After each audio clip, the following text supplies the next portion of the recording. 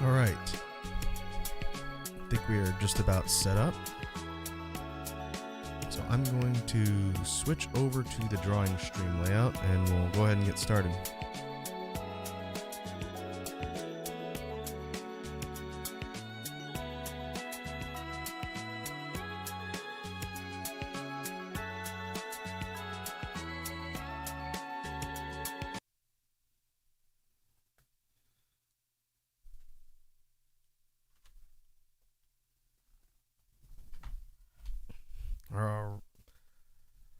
All right.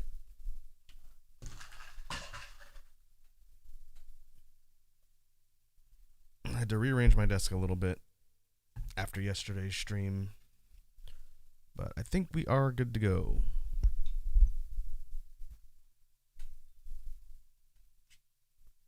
Just like we've done on the last couple drawing streams, I want to kick things off with the live loop BGM, just like we've done in the past. And we will get that in place and then go ahead and get started.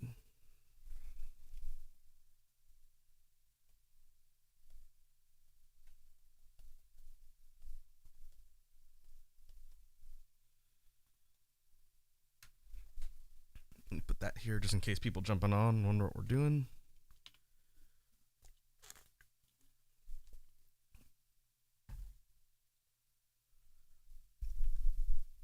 Bruh. New sound check on the loop station. Bruh.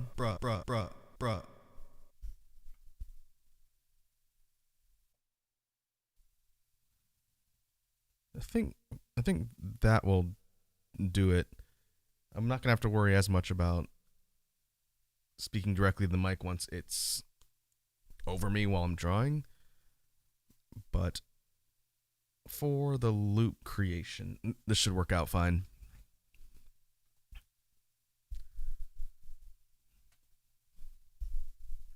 Actually, let me try and move it over a little bit. If I can get this in front of me, it'll be a little bit easier to use. Right now, it's off to the side of my desk just because I don't have enough room. All right, that works a little bit better. My model's going to be kind of skewing off a little bit while I'm doing this just because I have to turn slightly away from my camera, but that should be fine. So let's see, we want to switch up styles a bit from the last couple things we've done.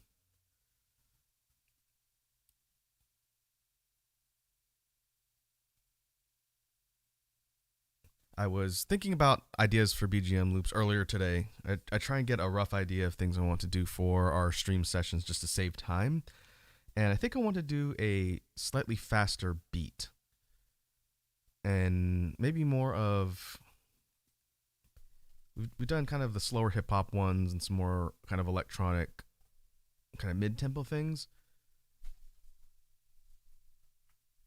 So what I'd like to do is maybe try and do something a little more complicated and kind of work on building the overall level of complexity of the beats itself. So what I'm going to do is I'm going to tinker around a couple different rhythms and beats, and then I'm going to build the track from there. This may take a little longer, but I do want to try and get something that's going to be more distinct from some of the recent sounds we've done. So I'm going to start with let's do a faster mix of kicks, hats, and snares. I'm going to go outward K snare on this one again. But I want to vary up the tempo. Actually, first let me see if I can pull up the one we did last week on the drawing stream so I don't duplicate that one. So let's see, write this.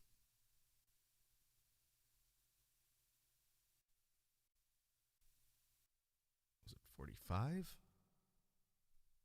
You do whatever you want to do. Oh, that's the challenge beat.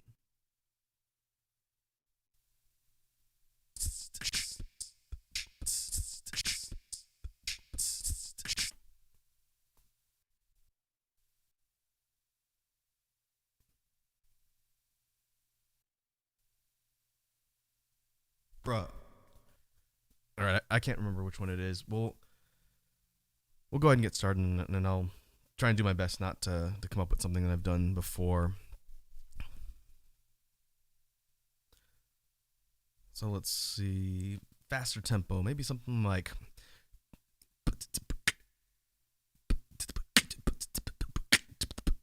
That's a little bit closer to the ones we've done before. Maybe more drum and bass.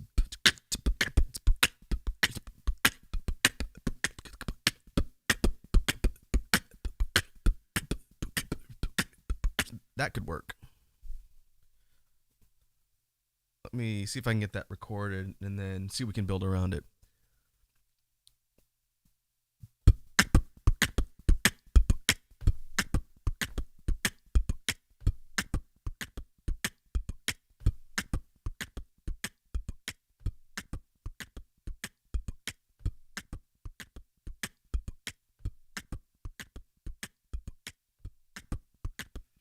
I might have to drop my mic level down a little bit.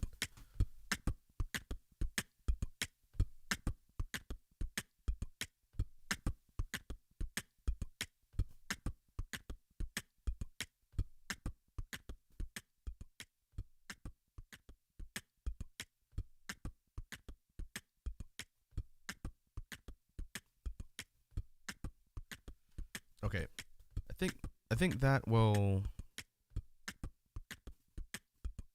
put us at a pretty functional tempo or volume. I'll have to check and see. I can drop the fader on the track.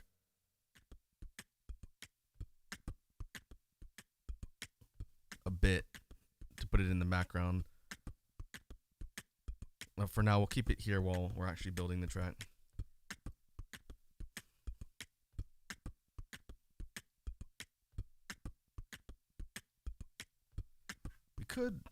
We could try and do another layered set of snares. We messed around with this on the last couple beats, but right now we have an outwards K on a single outwards K on the snare. But we could also layer a clap on top of it, which I don't think we've done before.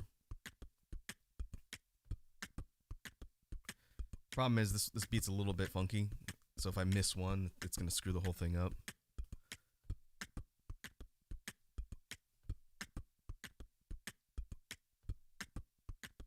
Maybe I'll leave it for now. Actually, I know what we can do. Hold on. I can save my work, and if I screw it up, I'll just reload the track, and then I can try again. All right. So we want a BGM on it.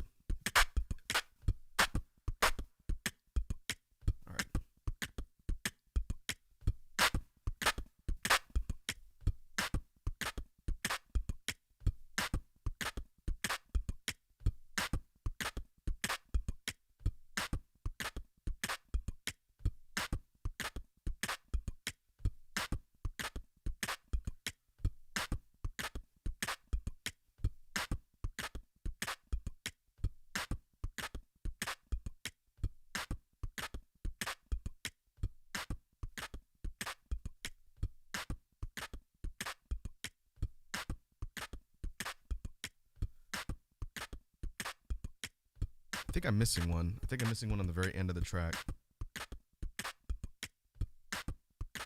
Yeah.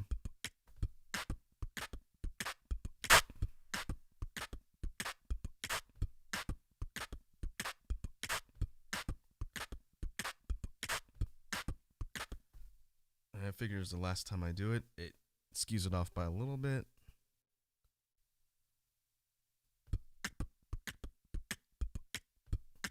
I think I'm going to leave it like that for now without the clap.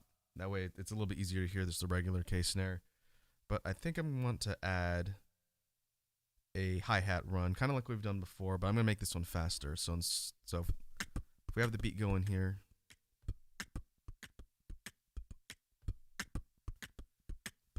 maybe something like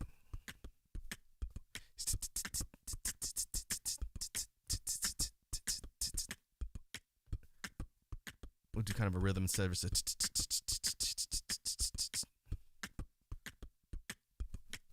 maybe add some reverb.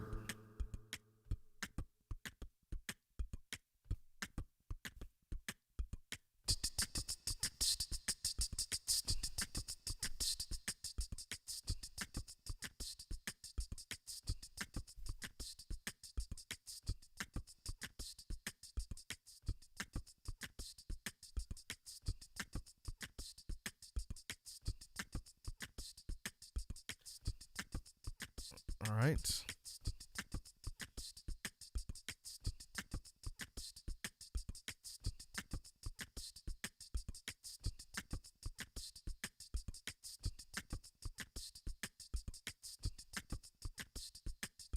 Now we need a bass line. We can go guitar to bass for this one and see if we can come up with something functional. I don't want to spend too much time on track creation.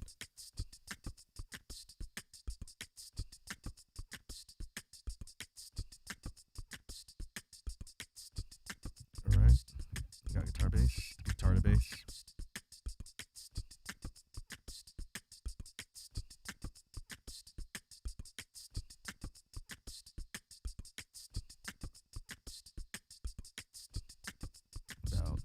About there.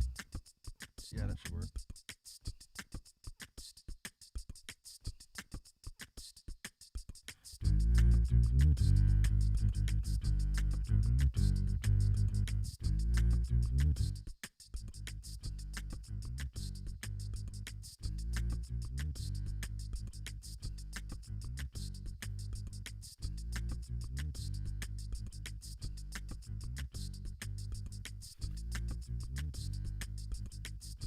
Hey, what's up, Wazzy?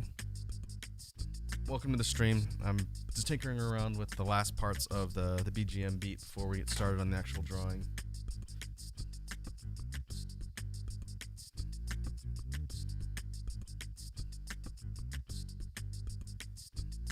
I don't know if I'm entirely sold on the bass line. I was hoping for a bit more of a note progression here.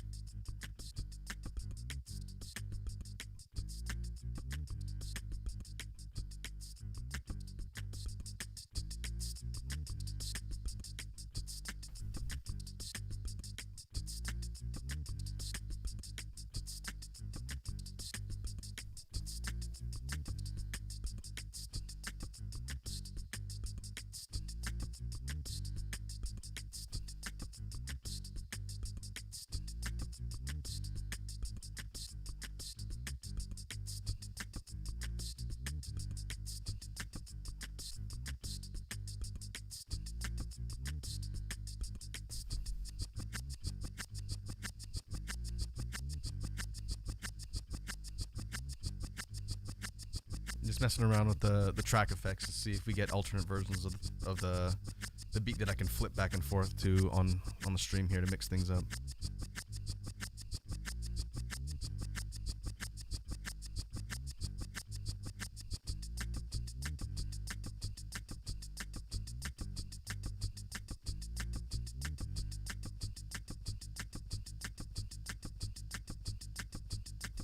This is with beat repeat.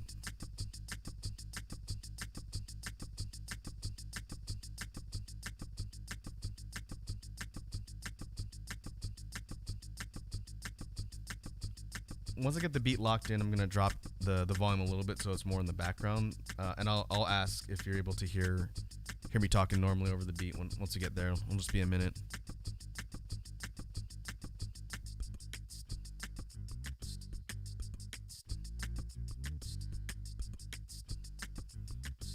All right, this is the regular version.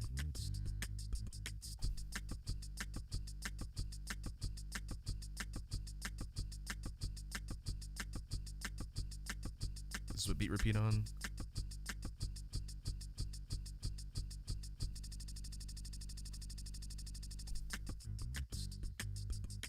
If we wanted to do a pseudo drop for this particular track, we could do that. I think this will work. Again, stream sounds don't need to be terribly complex, so I'm going to put this in the background.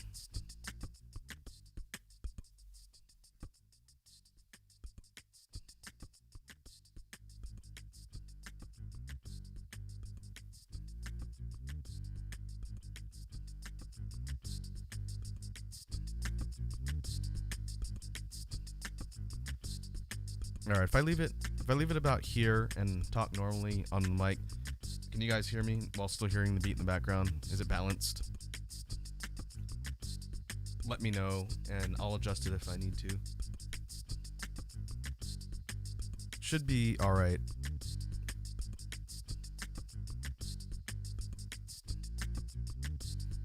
My OBS audio is just under yellow, which is about where I want it. I have to get a little bit close, but that's fine.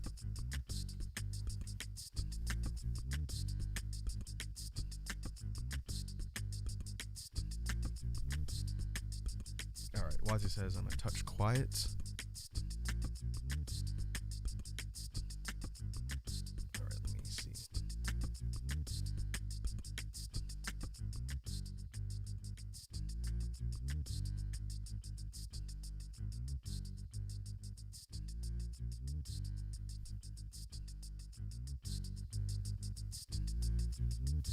Alright, I'm gonna boost the volume on OBS a bit. How's that? I can back off a little bit now, otherwise I'm gonna get into the red.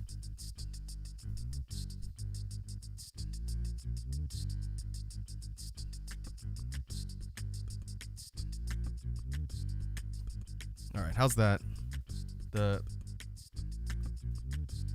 Yeah, I recorded the beats themselves a little bit too loud, so I can't fade them out any more than that, really, without them dropping out completely. But that should be fine.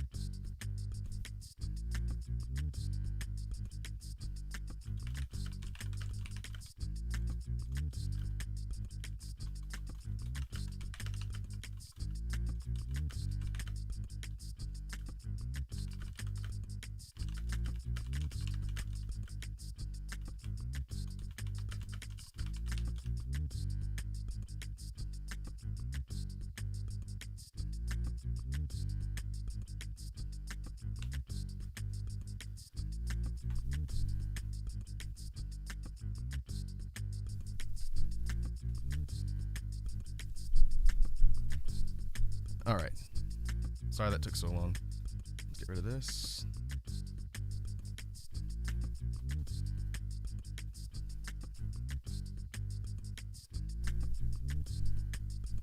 You know, it's funny that since you're here, Wazzy, I was taking a look at Twitter. I've been kind of out most of today working on stuff, but I happened to check into the back and forth exchange about Raid Shadow Legends on Twitter.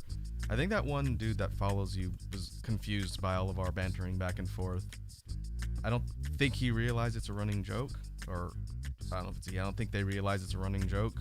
So hopefully there's no stress, because I thought the exchange was very funny, and I think it's a really good running joke. But I'm sure a lot of your followers that don't know me at all probably aren't familiar with the running joke. So.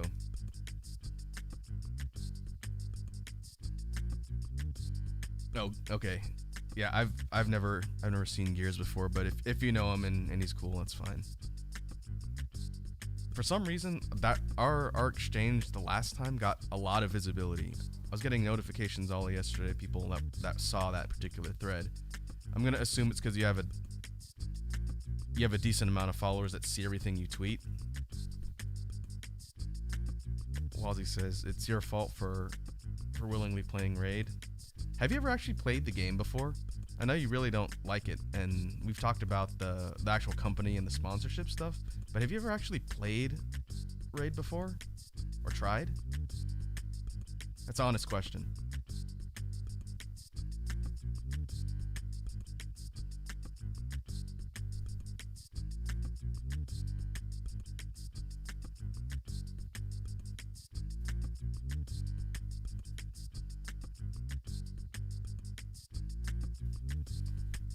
Wazzy says no, I refuse. Okay. I guess that's fair. I just feel like if you don't like the company from a moral standpoint, that's one thing. But if you don't like the game, but you've never tried it, I feel like that's a tougher argument to make. I'm not saying you should play it. I'm just asking because I know we've talked about it a couple times.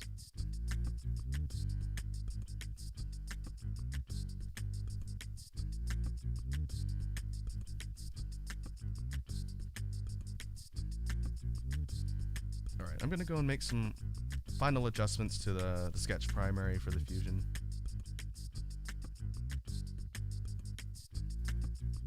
Wazzy says, we're gonna have a VTuber boxing match to settle our beef like other YouTubers.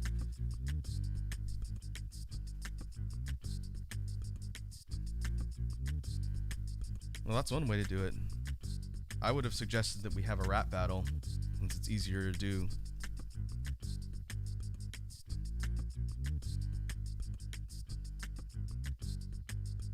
Sure you'd be able to do that, right?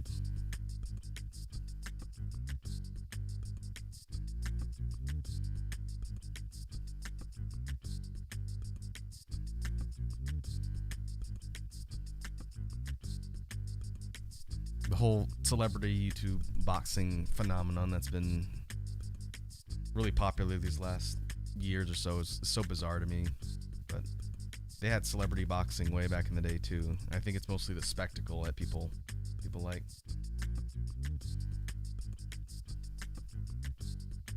Quasi says, that's not fair, you can't challenge me to rap.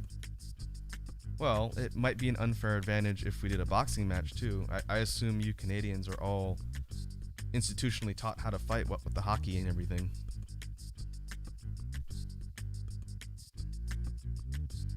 Wazzy says, that's a fight I'm unarmed for, rude. Well,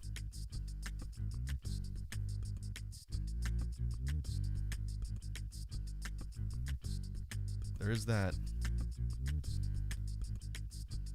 But you know those YouTube celebrities, whenever they agree to a boxing fight, they get trainers and they go through like a whole training arc before they do that. Hockey battle. Yeah, I've never touched a hockey racket in my life, Wazzy. That would be an unfair fight. It's in your DNA as a Canadian, right? I think it'd be pretty one-sided.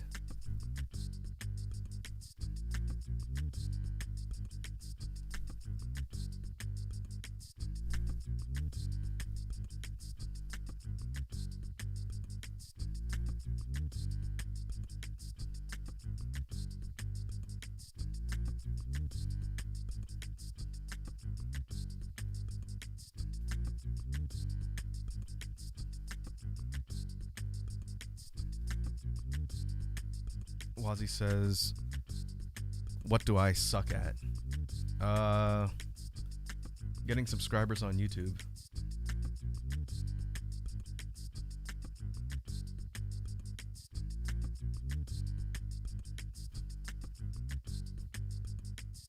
Or did you mean like more generally?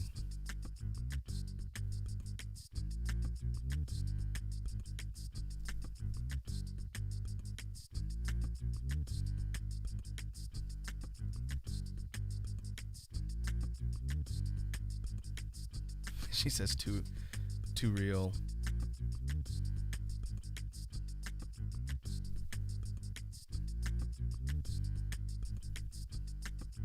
Let's see, do you play any competitive games? I know you said you play Genshin, but that's not really a competitive game. I think that's really more of a whatever happens we lose money type deal for Genshin.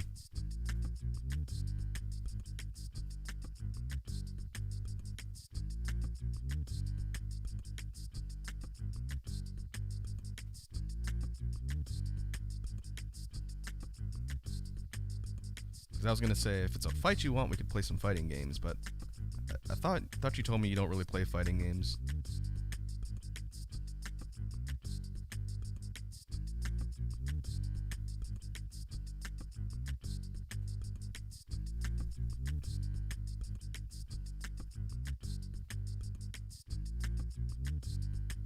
Wazzy says, I suck at all video games, but like, is there a type of games I suck at? Sports games.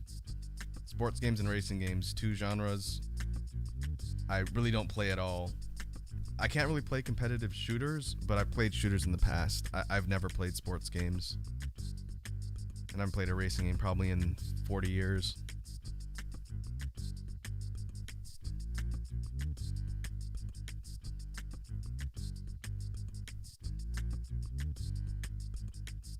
Oh, that's right. We're gonna figure out what to do with this tail.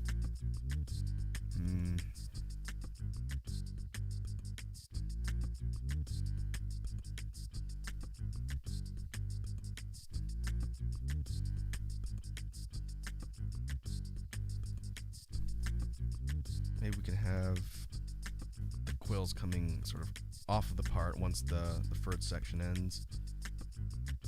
I may have to rework that tail section. It's kind of a weird transition.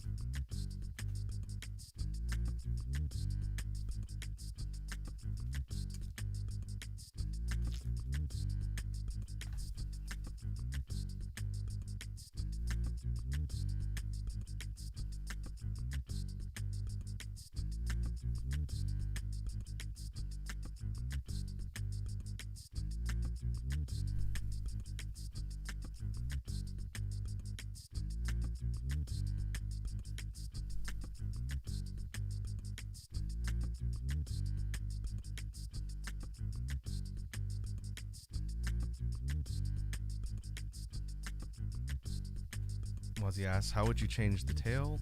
Have less fur? Yeah, so here's the dilemma here. Let me get the other fusion models that are going into this final one, just so you have a reference point on what I'm talking about here. We want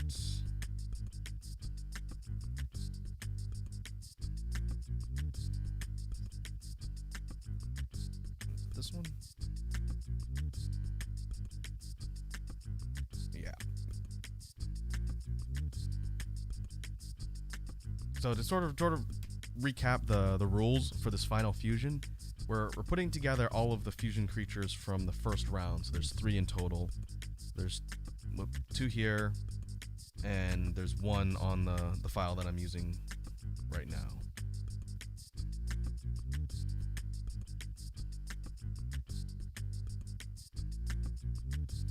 So what I was thinking, it was some sort of combination of, let me give myself a layer to work on. A combination of this style here and this style here. So the difference is this one in the back, it has fur that runs along the top of the tail and kind of a fleshy bit underneath and more of a shell, and then the fur trails off because it's more of a shell bit on the end with the spikes.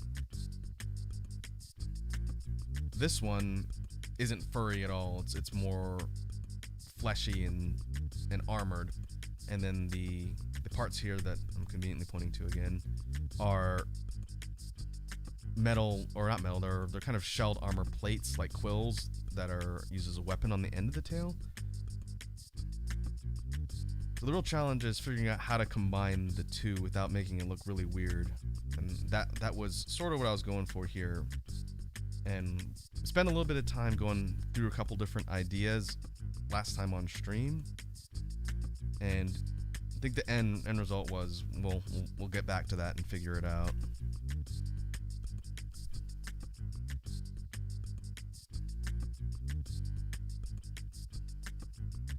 Let me give myself another layer here.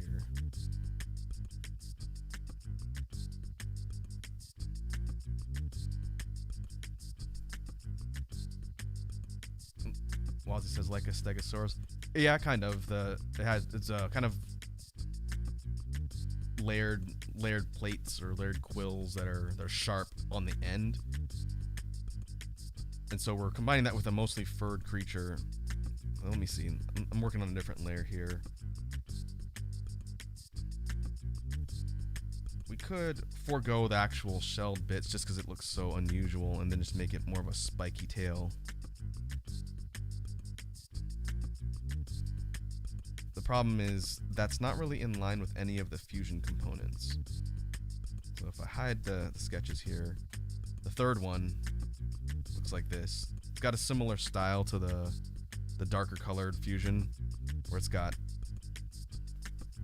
a trail of fur going along the top and then more fleshy scaled bits underneath.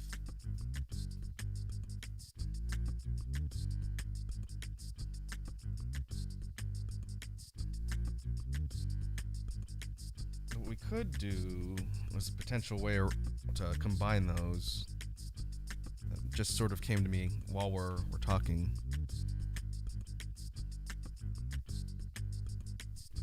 Is have the top still have the trailing edge of fur going out maybe till about here.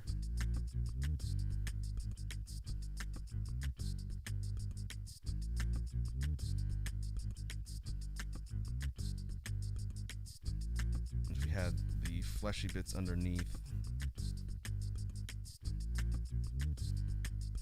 like that.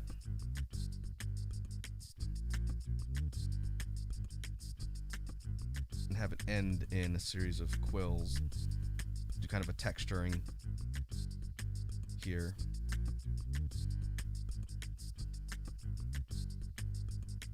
So basically, they're coming out of the tip of the tail rather than running along just the underside, and the fur ends there.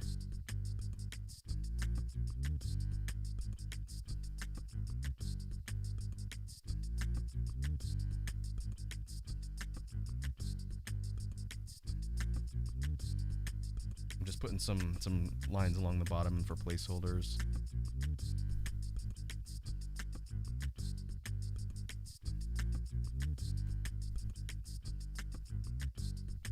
And it give the fur some texture like that.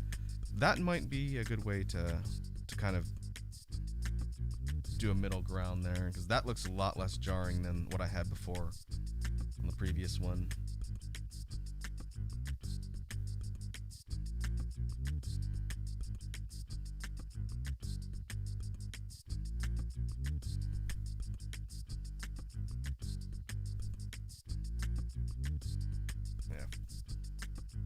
Up the transparency and just put it back the way it was. It's kind of what I was going for here, but it looks a lot more kind of stapled on. So let me go to this one, erase it, and I'll merge the layers down. I think I like the way that looks better. Can always change it later once we start inking.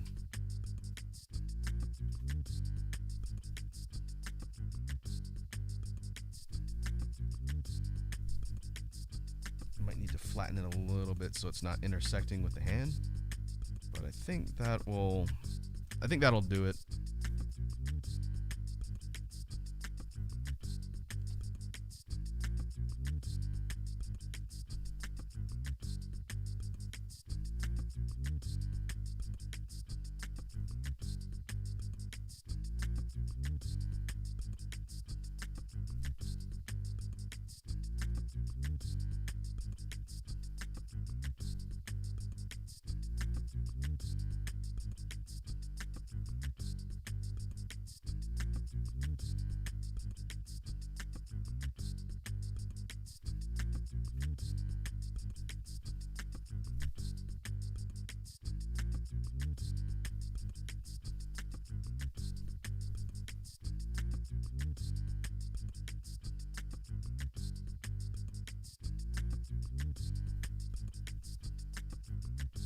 Yeah, I can clean the lines up a little bit when I'm inking if necessary.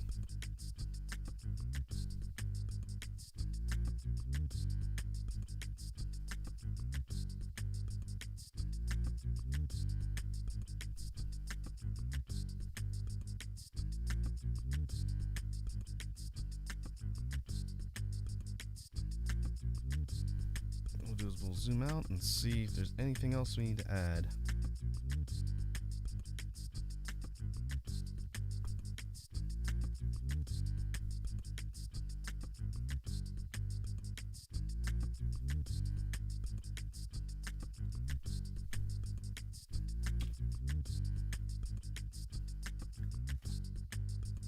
One thing I'll refer back to probably throughout the session today, just as a refresher in case people jumping on have questions. Oh, hello Karen Sensei, that representing Brazil. Welcome to the stream. We are working on a creature fusion project, and this would be a good example to demonstrate what I'm talking about. The master diagram for the fusion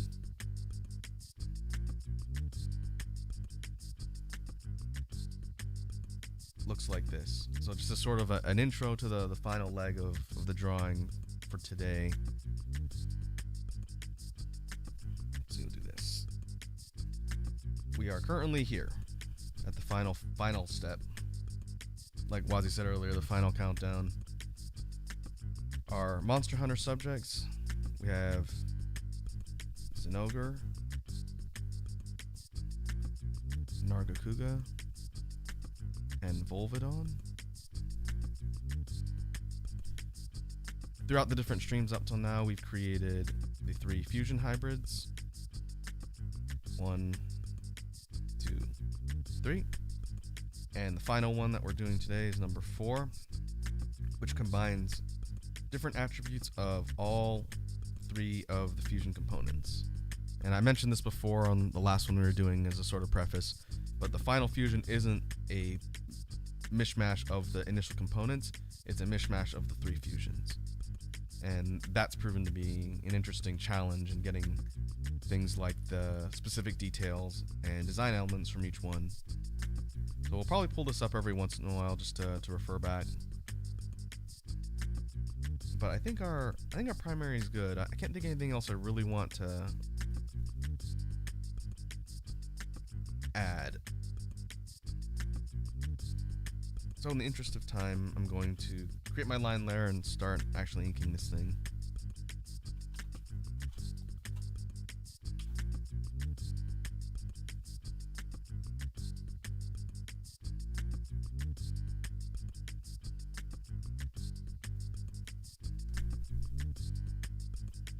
And per the usual, we'll start at the face and sort of work our way down.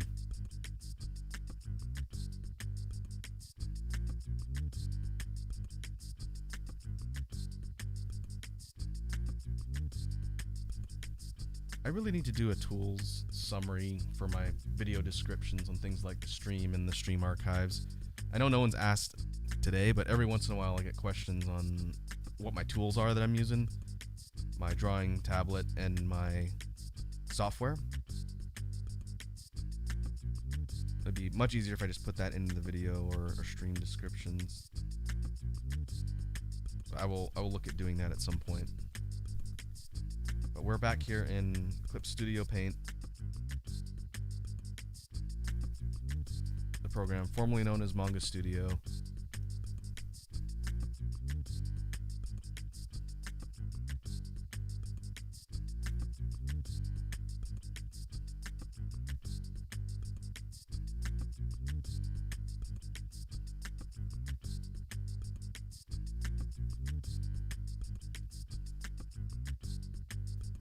And what I'm going to do is go through and ink the various sections and create the line work, and then we'll do a cleanup on that, and then move on to color assignment. Color assignment's going to be funky for this one. There's a lot of interesting color patterns in the fusion components. So coming up with something that's going to be a mix of those is going to be an interesting experiment.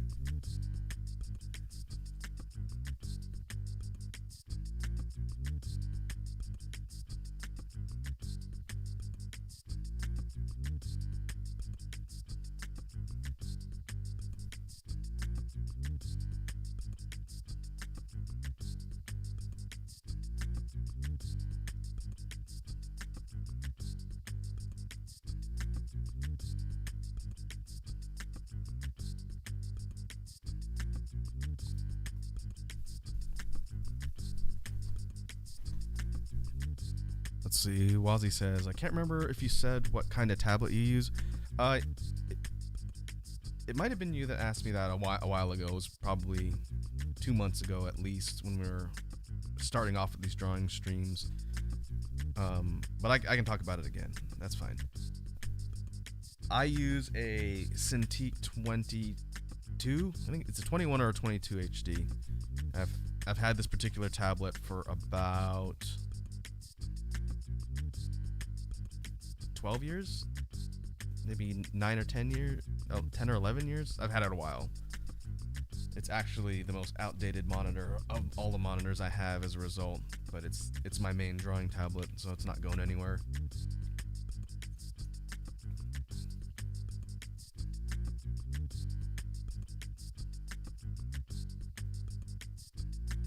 I think when we talked about it before, I was explaining how when I first started getting into digital art, since I'm a primarily pencil on paper artist, I started with a Wacom Intuos first, which is it was an 9x12.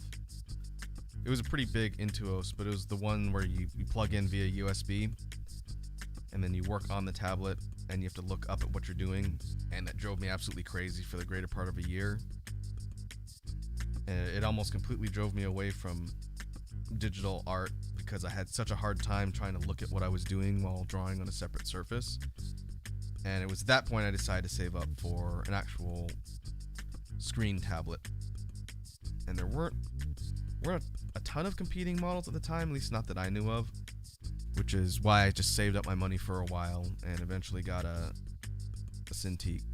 They are not cheap, and they continue to be not cheap, but I would never go back to any other type of digital tool after using this one. I think I mentioned it when I brought it up before, but when I bought this particular tablet, I was able to get a deal through the PAX convention that I was at because Wacom was there demoing their hardware, and they had their latest line of Cintiqs there in addition to some of their other ones. And I talked to the sales rep there, and I actually got a deal as part of the PAX promotion. I think I got a couple $100 off the retail price, which was nice. I was still planning on getting one, but the timing just happened to work out, and that they were there and they were able to hook me up with a deal.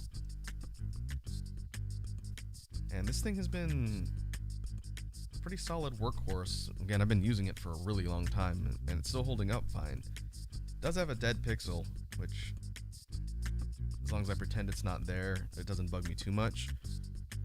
You guys wouldn't be able to see the dead pixels, obviously, because it's a broadcast, but on the actual screen real estate, if I just draw a circle here, if you think of it like an actual canvas that I'm drawing on, the dead pixel's there. It's a red dead pixel. Not too big of a deal. Not enough that I'd want to go get a new tablet. Hopefully I'll never have to replace this one, but I've definitely got my money's worth out of it.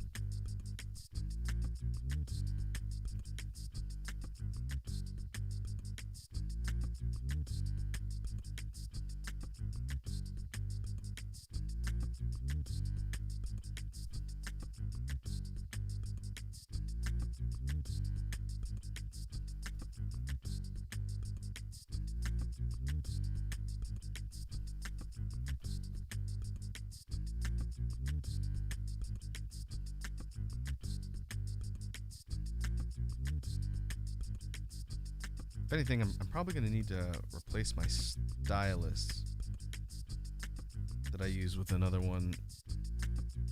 This one's getting kind of loose, and I know one time on stream I was drawing and it actually exploded on me and came apart, and I had to go and pick up all the springs and pieces that went into it. But that's not a terribly large investment.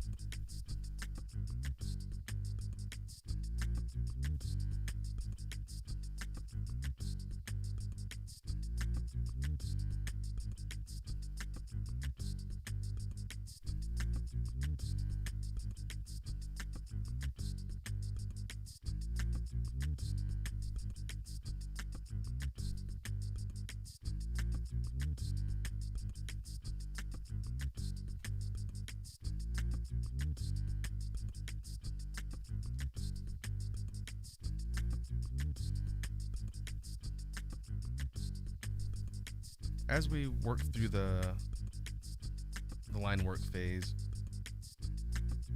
it'll give me a chance to clean up some of the more kind of rough placeholder stuff that we'd put on the primary.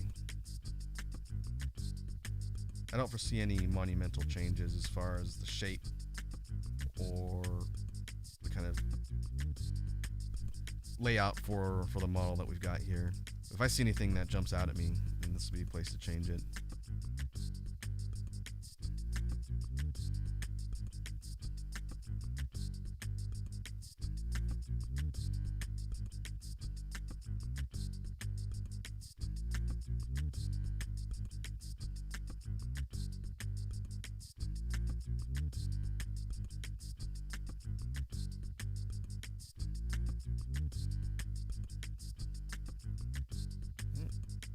Where'd my line layer go?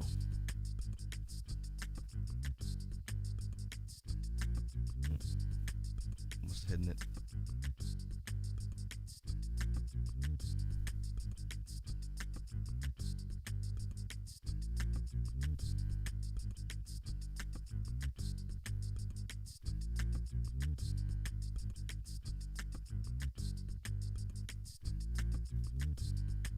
Another thing I've started working on off stream in the limited free time that I have is the next series of monster fusions. I think that's going to be an offline project for now. There's some other stuff I want to do for the drawing streams going forward. So the next series of monster fusions will probably be things I work on offline and just post the results. I think after this one is done, I'm going to have to do some final renders and put stuff together, and then that might be a good time to kick off my central site that I'm going to be posting on my art.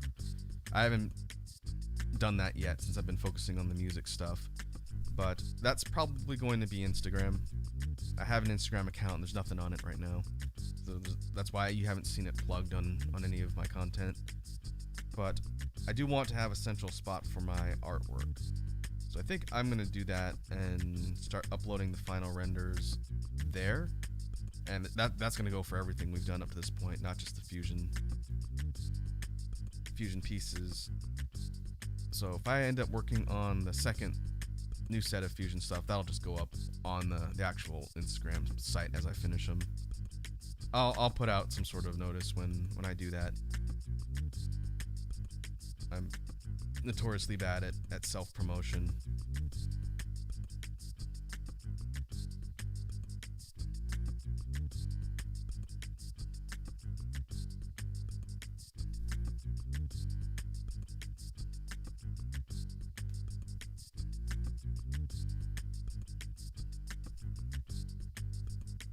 I did add the Bandcamp link to all of that stuff to my Twitter bio.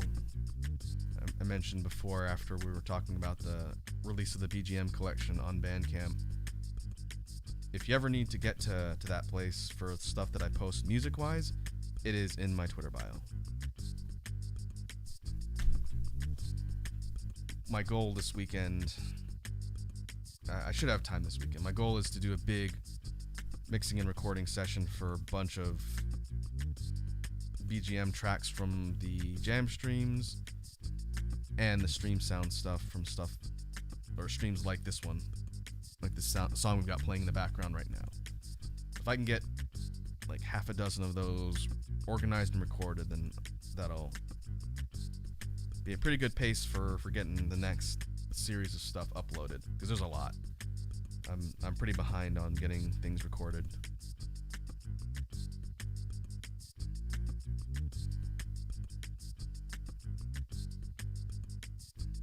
I also have to go and do the last series of the daily beats. That's a little bit lower priority because I've got some time on that, but I need to go and record the last series of them for the rest of this month. That's been an interesting experiment over on Twitter and YouTube, and people seem to enjoy them.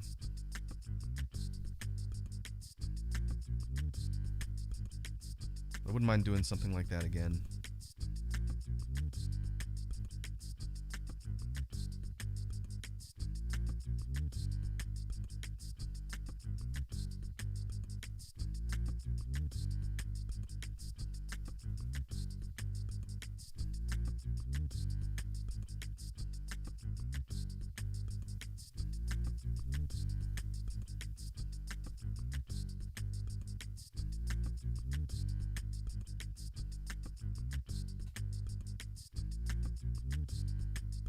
Alright, I'm gonna work my way down from the head.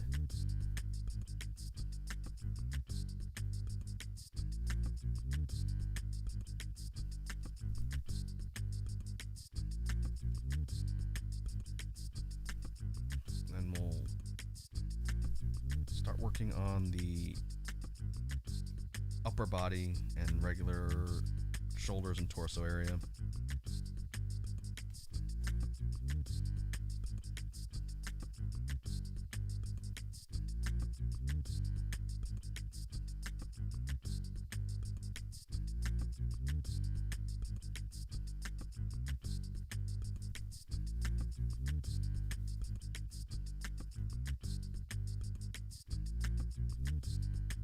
You pick up the pace a little bit if I zoom out. I just want to make sure I'm being consistent with my line weight.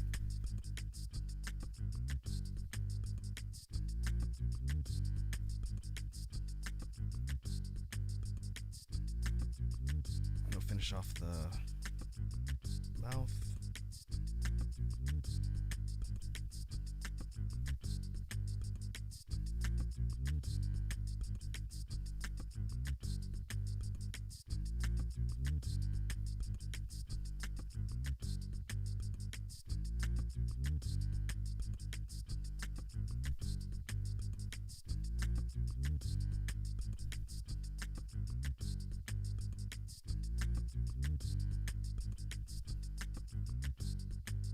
And of course, can't forget the long, stretchy tongue.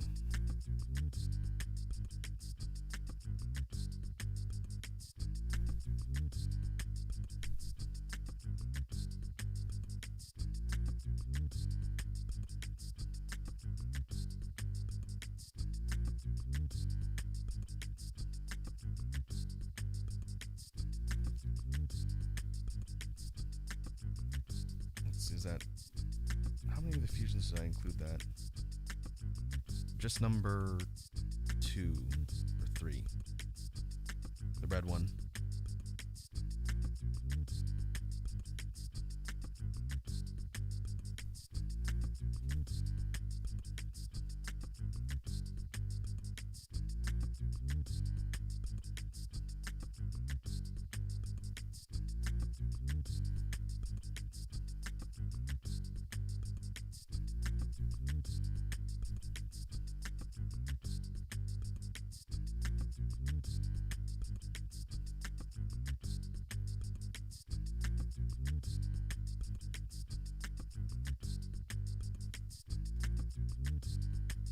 Alright, now we can start moving on to the shoulders.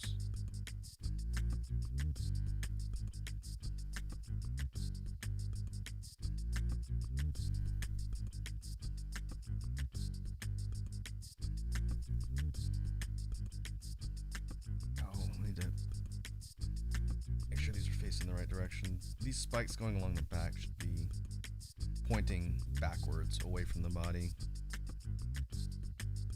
Kind of dorsal spines.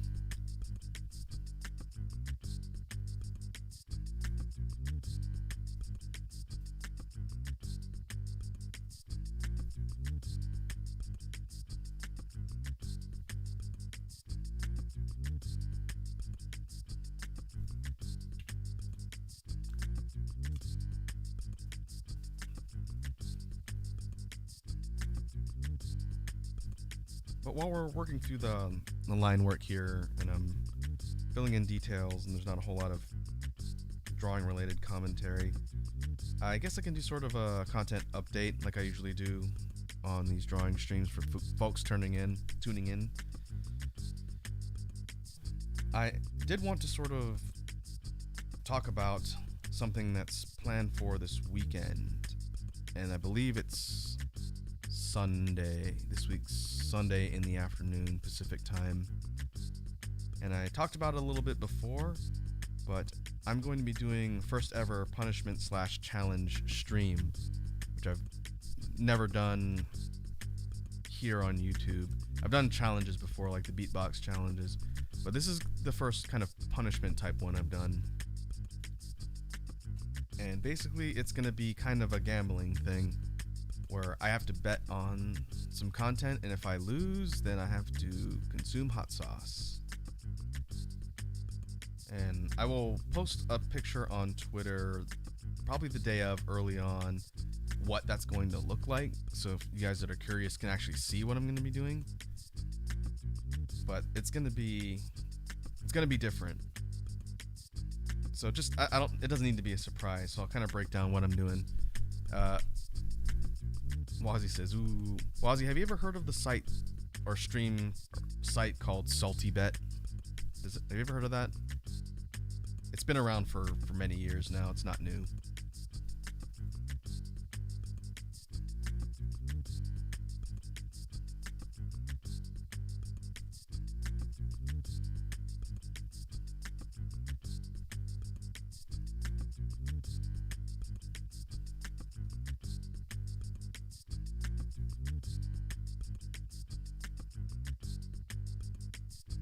If you haven't heard of it, I can explain what that is. Okay, Wazzy says no. So Salty Bet was something that was started by a member of the fighting game community. I forget his name because it's been a few years. But it was originally set up as a standalone streaming thing people could tune into, and now I think it's permanently hosted on Twitch. And it's always on. The broadcast itself doesn't go down unless there's maintenance or something happens. But what it is a constant stream of AI fighting game matches using an engine of a piece of fan-developed software called Mugen. I think it's technically an acronym, M-U-G-E-N, Mugen. I don't remember what it stands for, but it's a fighting engine custom piece of software people use to basically create their own fighting games. And Mugen's been around a long time, since the 2000s. Basically, people load different platforms from different fighting games and different characters, stages, a whole bunch of things to basically have kind of like the dream matches between characters from different franchises. So you might have characters from the original Street Fighter being able to load in and fight against characters from Guilty Gear or something. It's got to be programmed, but basically people can take the assets and do kind of like their own custom-made fighting game stuff using this software called Mugen.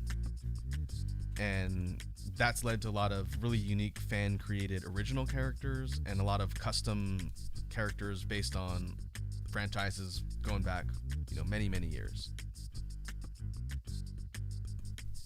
Wazzy says Mugen is allegedly Japanese for infinite. Yeah, Mugen means infinity. I don't know why the original software creator chose that. It kind of makes sense given what it's being used for. So it's a custom fighting game platform of sorts. And people have done some really neat stuff with it over the years. But Salty Bet takes that platform and has a massive database of created characters and programmed assets from all sorts of different things. They're custom ones, they're existing characters from games, they're fan-made things, a whole, hundreds of different characters, and it puts them all into one database, and it pairs them up randomly, and it runs through AI matches of this database of characters, and it has them fight using their AI and their movesets. And why it's called Salty Bet is because the whole thing is structured around a betting system with currency that you can get. You don't have to pay for anything necessarily, and you can bet currency on who you think is going to win the match, and there's different odds and weighting depending on how powerful the character is, so it weights the payouts of the bets. So let's say you have the AI pair up two characters and one is considerably more powerful than the other. If the weaker character wins just because the AI plays better, then people who bet on that character get a higher weighted payout than the people who bet on the guaranteed stronger one. And it's pretty interesting because what they do is they hold tournaments where there's different themed characters all in brackets, and then the AI matches just play out, and then there's a character that wins the whole thing, and then they sort of get that denoted in the record. So it'd be kind of like a bracket tournament like this. We would need an even number like this.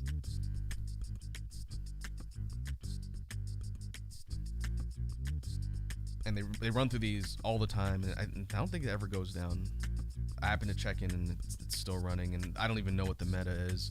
But they have all sorts of different tracking statistics, so you could see like I think it's the win records for the different fighting game characters and whatnot. But it's pretty amusing. I spent a lot of time on that many years ago. But the plan for the challenge, and what I'm going to be doing here, assuming there's no issues with me loading the streaming broadcast on my stream, which I've seen other people do that, so there shouldn't be any issue. What I'm going to do for the challenge is just load up Salty Bet and jump straight in. I won't be using any currency or anything like that. That's not the point. But when they have the match start and they put out the characters that they're going to have fight, I'm going to pick one. Again, I don't know anything about the current meta for the different ratings and weightings for characters, so I'm just going to pick the one I think is going to win. And if I lose, I have to consume hot sauce. If I win, then we move on to the next match.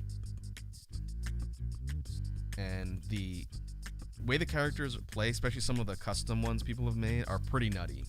It's not just a matter of the regular vanilla Street Fighter characters playing. It's like the bootleg, crazy broken, custom Mexican version that has like stupid movesets and can do 1,000,000 points of damage, or like I think a couple of them are these really busted Dragon Ball Z custom fighters people have made.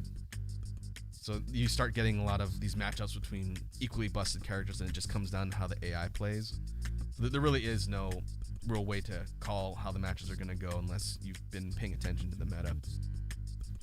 So that's going to be what the challenge is. I'm going to be betting on characters to win, and if my character loses, then I have to consume hot sauce. And the hot sauces that I have, I'll post a picture, like I said, on the ones that I'm going to be using, but they're all like several 100,000 to 1,000,000, 2,000,000, 4,000,000 Scovilles. They're hot sauces.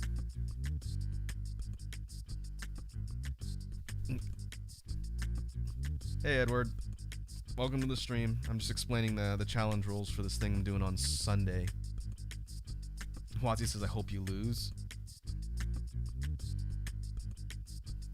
That's fine. It'll get progressively worse the longer I do it, but I like hot sauce. And what I'll probably do is buy a bunch of chicken. There's a good Cajun fried chicken joint down the street from where I live. If they're not open or whatever, I'll just have to make my own. Yeah, that should be fun. I don't know when you jumped in, Edward, but I was explaining that the challenge for the hot sauce deal is going to be using Salty Bet. And maybe what we can do on Sunday is do kind of like an intro to Salty Bet and just kind of run through some matches so you guys can see, and then we'll actually go into the challenge before it officially starts. Wazzy says, can you handle spice? I like spicy food.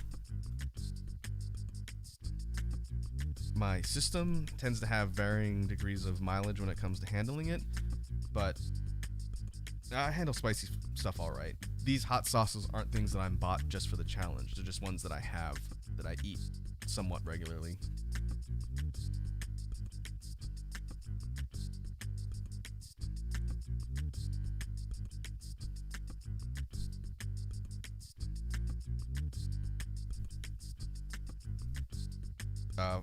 All the hot sauces, I think every single one of the ones that I have in my fridge were featured on Hot Ones.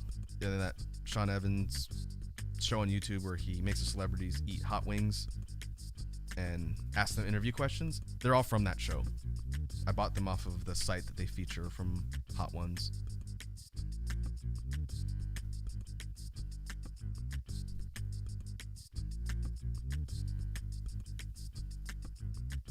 Now, there's some good ones. Like the last dab version that I have is, I want to say like 2 or 3 million Scovilles. It's pretty decently hot.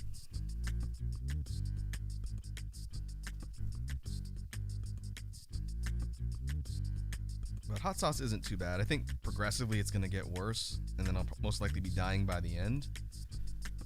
Probably the worst thing I've ever eaten when it comes to spice is that Pocky one chip challenge. I don't know if I've talked about that on stream here with you guys before, but about a year or so ago. No, it was before the pandemic. It was longer than that, I think. No, it was during the pandemic. It was in 2020 sometime. I was on a video call with my folks and my brother who lives in the Bay Area, and he had bought those one chip challenge things for us, and so we ate them on the video call, and it was probably the most intensely painful spice wise ordeal I've ever endured. Like, those are really hot. If you don't know what I'm talking about, just Google the Pocky one chip challenge.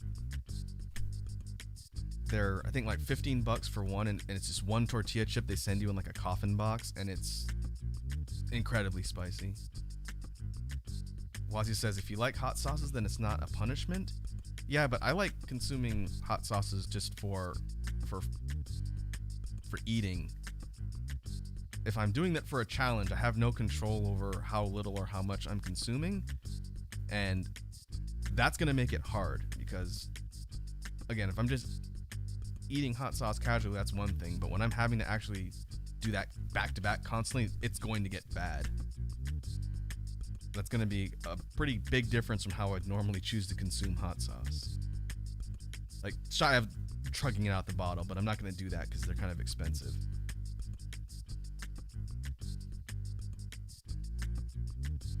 So to your point, I do like hot sauces, but if I had a choice of whether or not to do it for a challenge or I'm having to do it constantly, that wouldn't be my first choice because it's gonna be more difficult and more painful.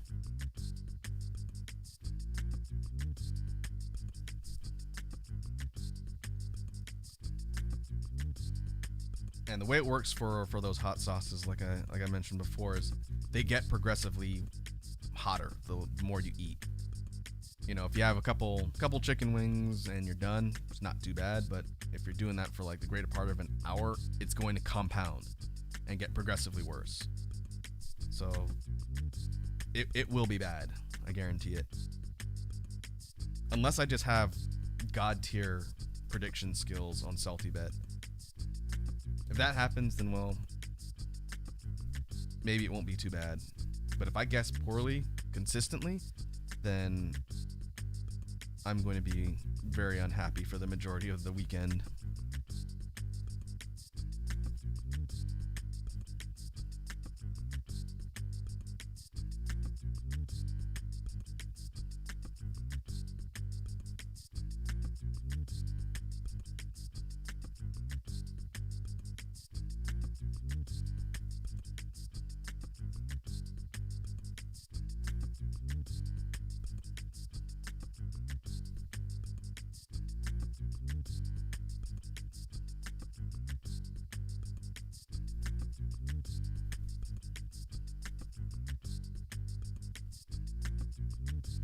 Okay, making our way down towards the upper body here.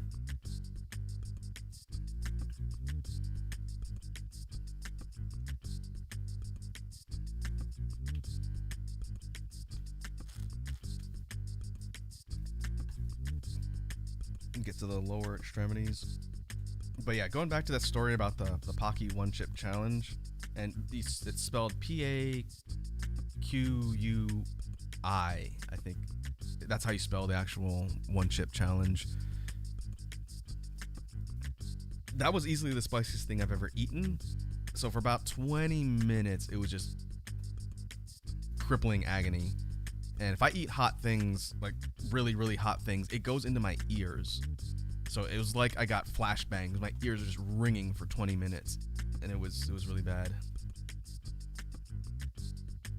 Wazzy says, if you get 100% accuracy, you got to take a shot of the bottle. Yeah. Well, I planned that stream around dinner, so I'm going to have to be eating anyway. So if for some reason I'm lucky enough to go three rounds and I don't guess wrong, I'm going to still eat some chicken and hot sauce. But yeah, if for some reason I get really lucky, then we may have to build the punishment so that it's proportional.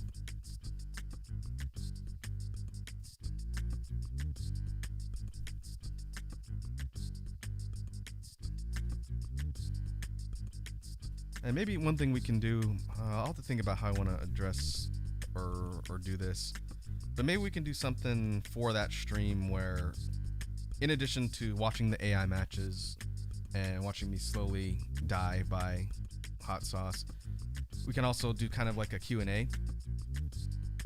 So I would say for folks that are regulars for my stream, if you have burning questions, pun intended, that you want to ask me while I'm dying, then kind of as a shout out to the Hot Ones formula, we could all do kind of like a mini Q&A as well.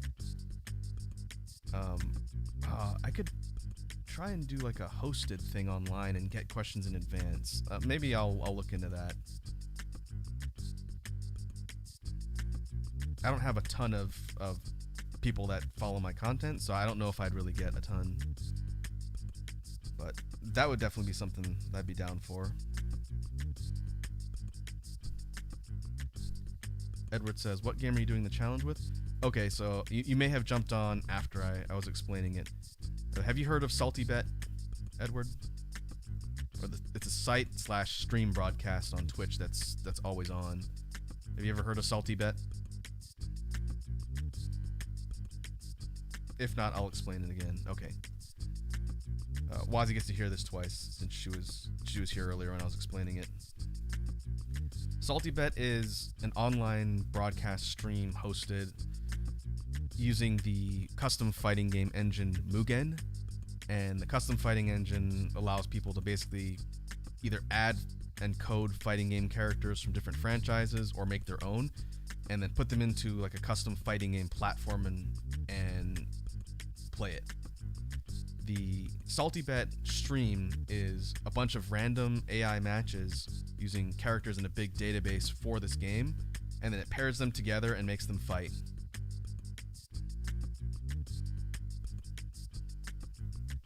And they have specific themed tournaments every once in a while, and usually it's just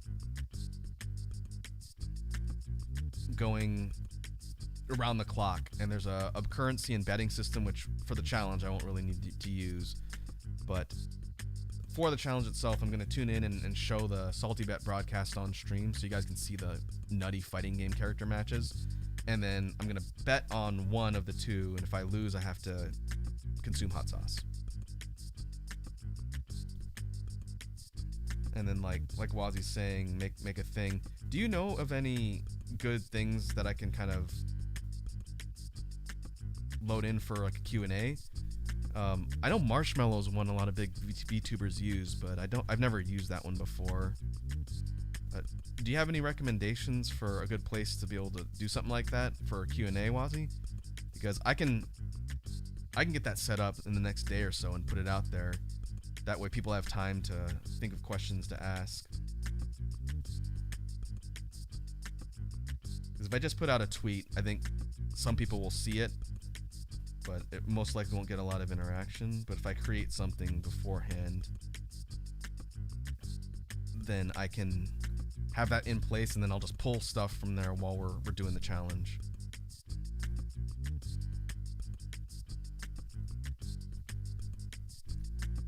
And if you guys really feel like punishing me, you could do something. I'm not saying to do this, but you could, for the sake of the challenge and entertainment. If you submit like a question to this thing that gets set up, and the question is like, can you beatbox? Or can you do a beat while you're dying of heat exposure? That is definitely a valid question. I would have to answer it. That is not an invitation to make it nothing but can you beatbox questions. It's probably more interesting to people tuning in if they're questions about me or my opinion on stuff. I would say just don't ask me political or religious questions. But yeah, Wazzy, if you know of a site or a hosting thing in advance that I can get set up, then I will do that. I'll try and get that done today, so it's out there for a few days.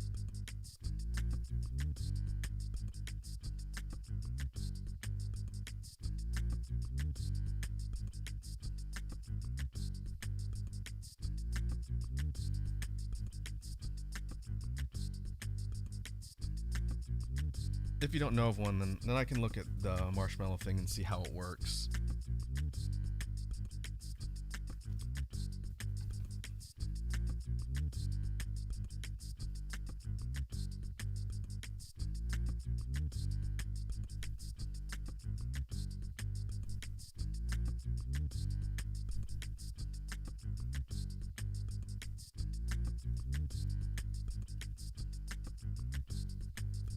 Alright, we're getting to the lower body now, finally. Let me check in with the BGM and switch it up a little bit.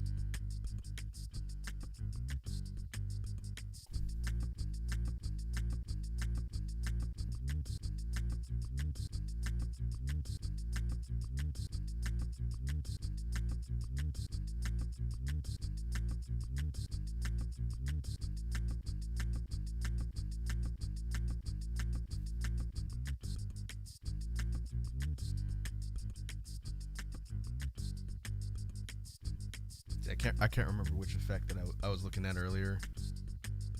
Where's Slicer? Let's try Slicer.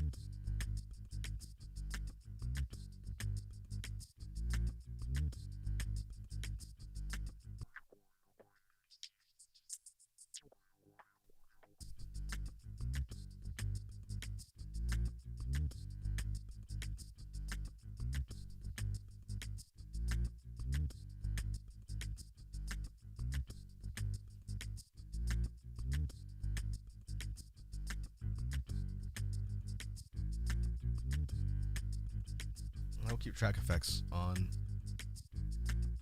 Ooh, what if we did reverse?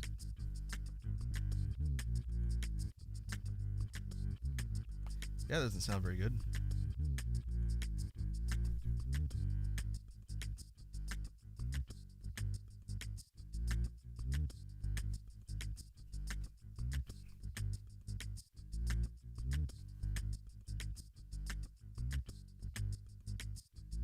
Alright, we'll leave the kind of shifted beat there for a while.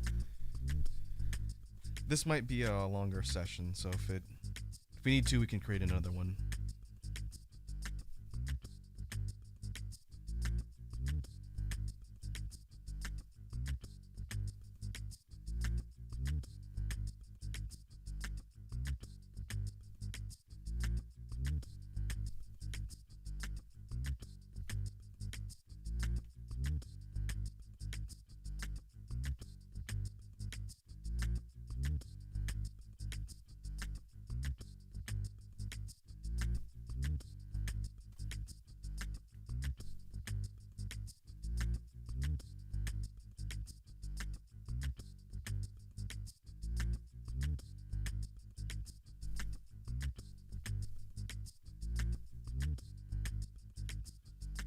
Alright, I think we're good on the limbs.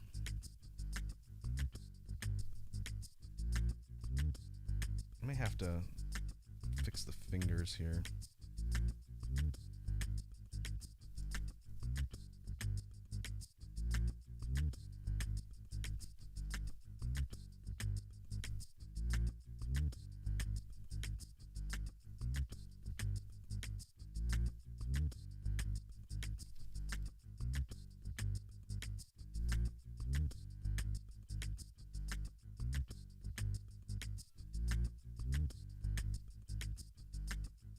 because of the texturing, it's a little bit unusual.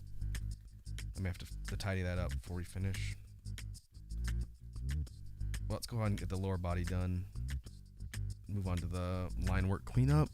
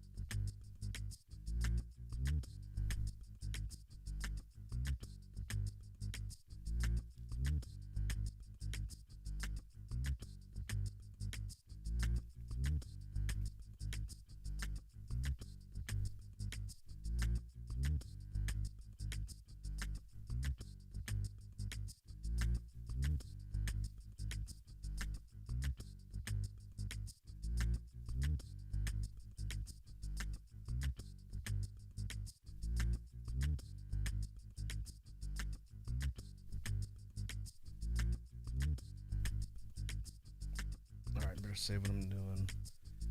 Do a layer check, make sure I've been drawing on the wrong layer for the last hour. That would be very bad.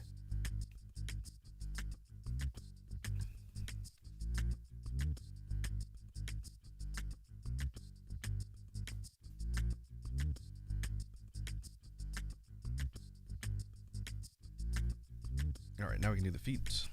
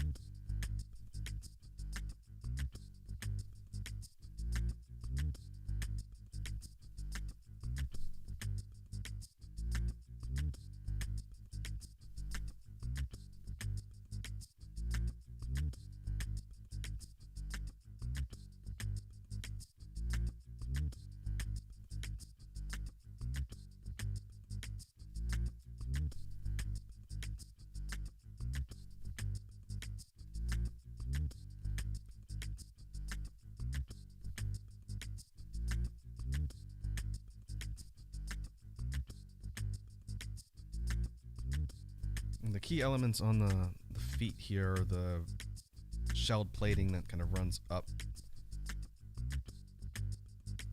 towards the, I guess, be the calf location here.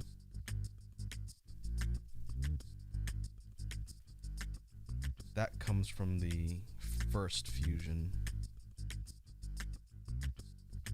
See it a little bit better here, but there's plating that comes down this way and serves kind of like an armor.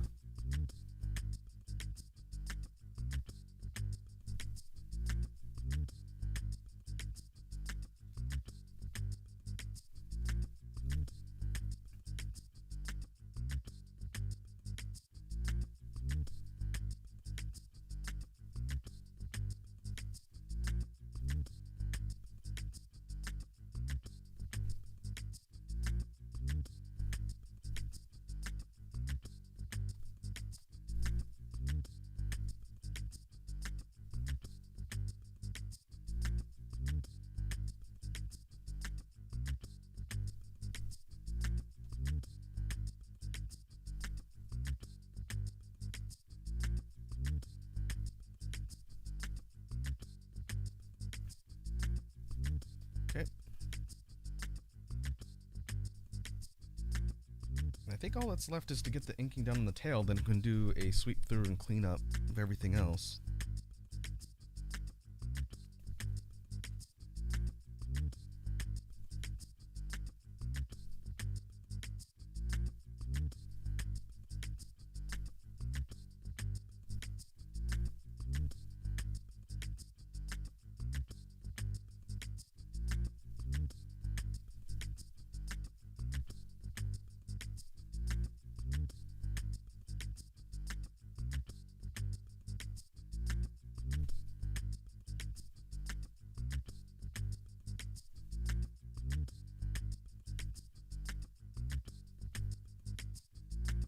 All right, now we can see how the plating and texturing on the tail looks.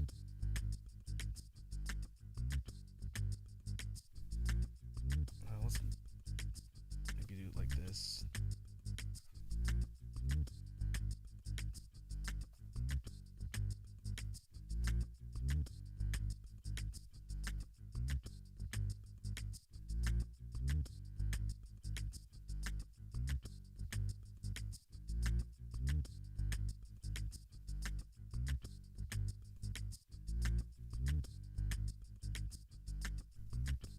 And the actual quills are going to come out like this.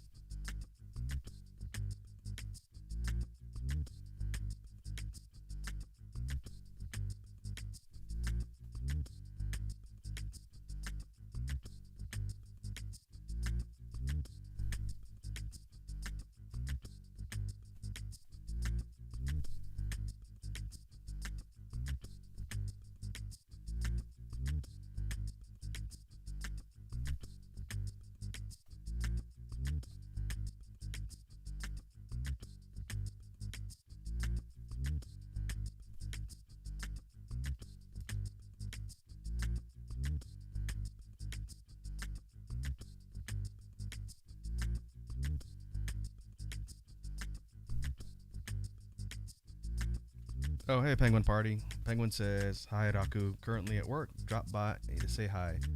Hey, thanks for stopping by, man. We are currently working on finishing the Monster Hunter Fusion project.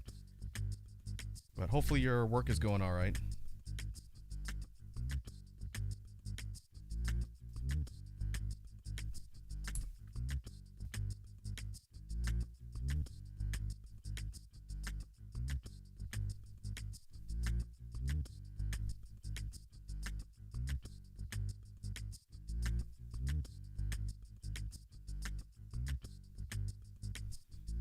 Alright, let's take a look at the line work and then I'm going to go in to do the cleanup.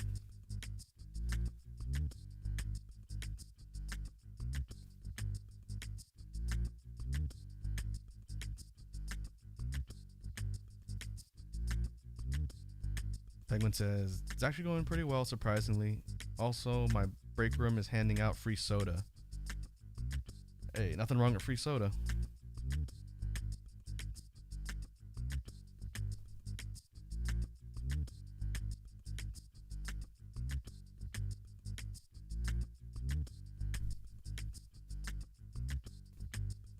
All right, now we're gonna do the cleanup.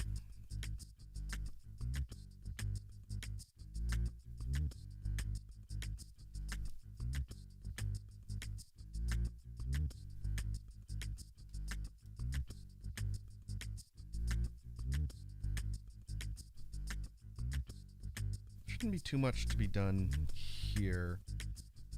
Obviously, some of the line uneven sections or overflow sections just need to be tidied up. But like we saw on the previous fusion, because I'm working at a fairly high resolution, then the overall cleanup effort shouldn't be too bad. Wazzy says, free things, yay. That's right. Never look a gift soda in the mouth.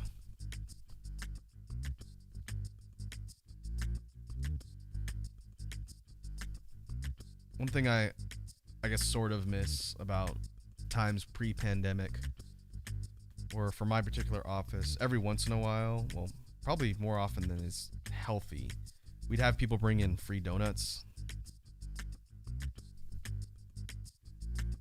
And they would basically leave them out and you can have free donuts every once in a while. That's probably for the best. I haven't eaten a donut proper in probably 2 years now.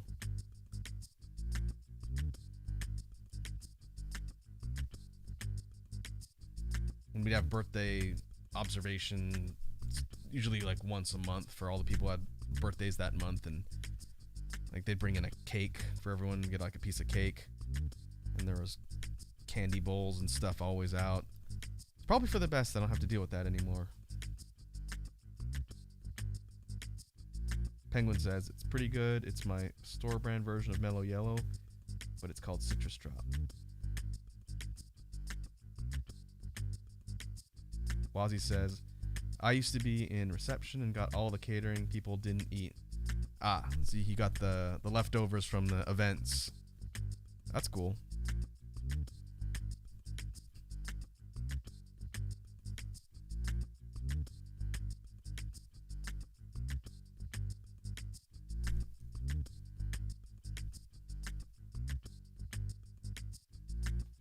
Well, he says, what the heck is Mellow Yellow? You've never heard of the soda Mellow Yellow? It's like a competing product to Mountain Dew. I don't know if it's like a States thing. I know we have it here in the States. I can't remember the last time I had one, but it's kind of similar to Mountain Dew in flavor. It's like a citrusy yellow,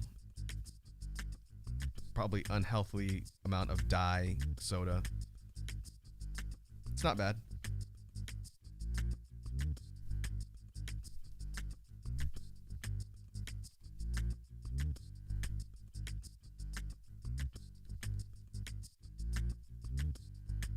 Must be a States thing. That's possible. You'd have to look up where it's distributed.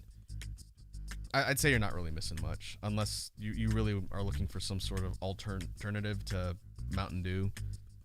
Mellow Yellow, it's not too stand out. Like Penguin's saying, it's like a citrusy type drink.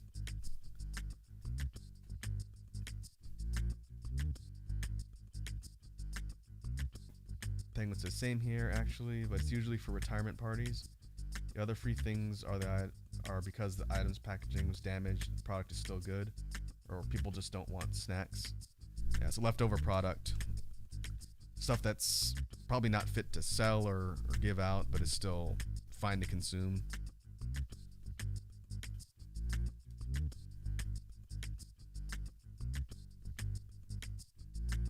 That's interesting on the topic of soda. I don't drink soda at all. I used to, way back in Earth School, back when I could consume caffeine consistently, but I don't anymore. That's probably for the best. Soda's really bad for you. It's lots of sugar.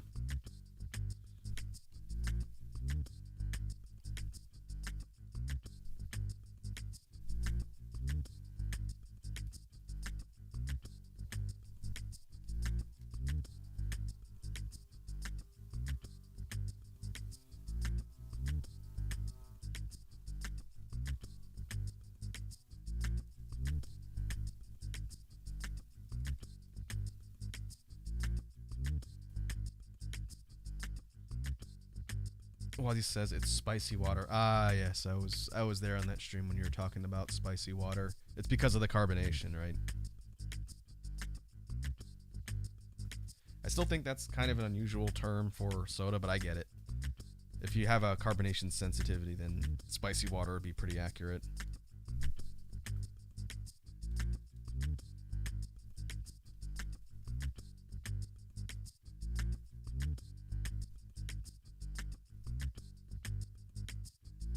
Penguin says, I'm a major soda drinker, sadly. Got a bit of a caffeine problem, but I'm pretty much the real life equivalent of Soda Popinski. Nice Punch Out reference there.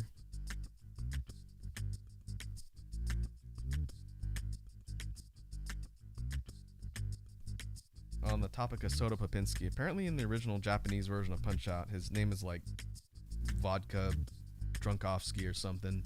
And he's not drinking soda, and they had to change it for the US release. Wazzy asked Penguin about coffee.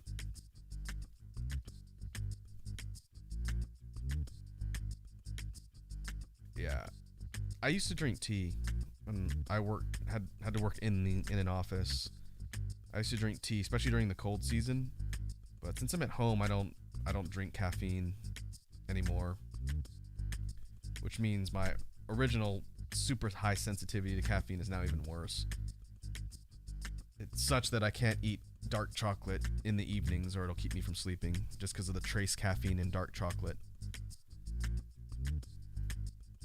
So one decent byproduct of the pandemic is that I don't consume caffeine anymore.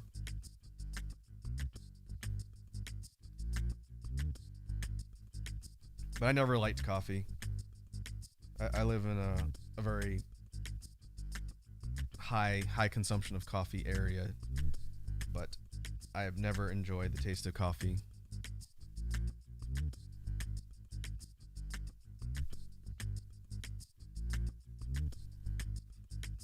Wazzy says Black Penguin.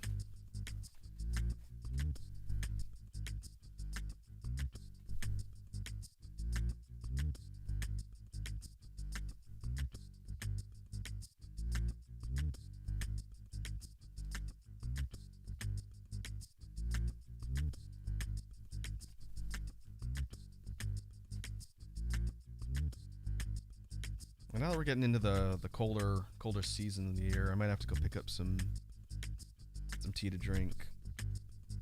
I can't drink black tea, even though I like the taste of black tea. It's too strong. I used to drink a lot of green tea and green tea blends.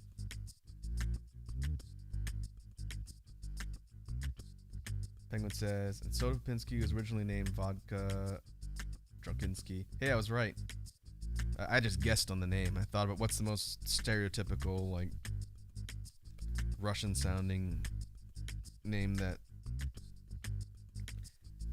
unknowing Japanese developers would put into a video game about boxers.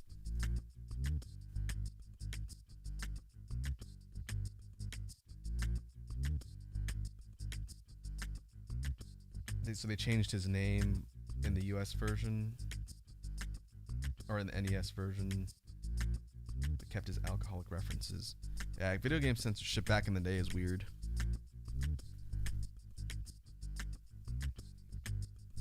Gotta think of the children's.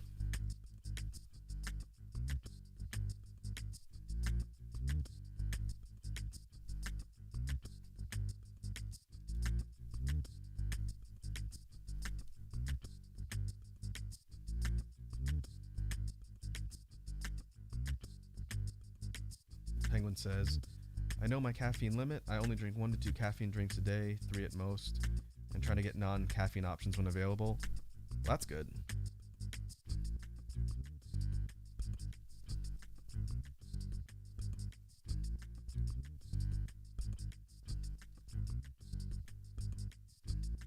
A couple times, this was a couple years ago, before the pandemic, I was drinking energy drinks for a little bit just because we had some crunch time at work and I was running on very little sleep. Penguin says, gotta get back to work. Had fun talking to everyone. Hey, yeah, thanks for dropping by, man. It's good to hear from you. I'm gonna be at this for a while. So, good luck at work. Don't work too hard. Yeah, on the topic of energy drinks, because I have such a low caffeine tolerance, I have to be careful with energy drinks. They'll stay in my system so long I can't drink them regularly.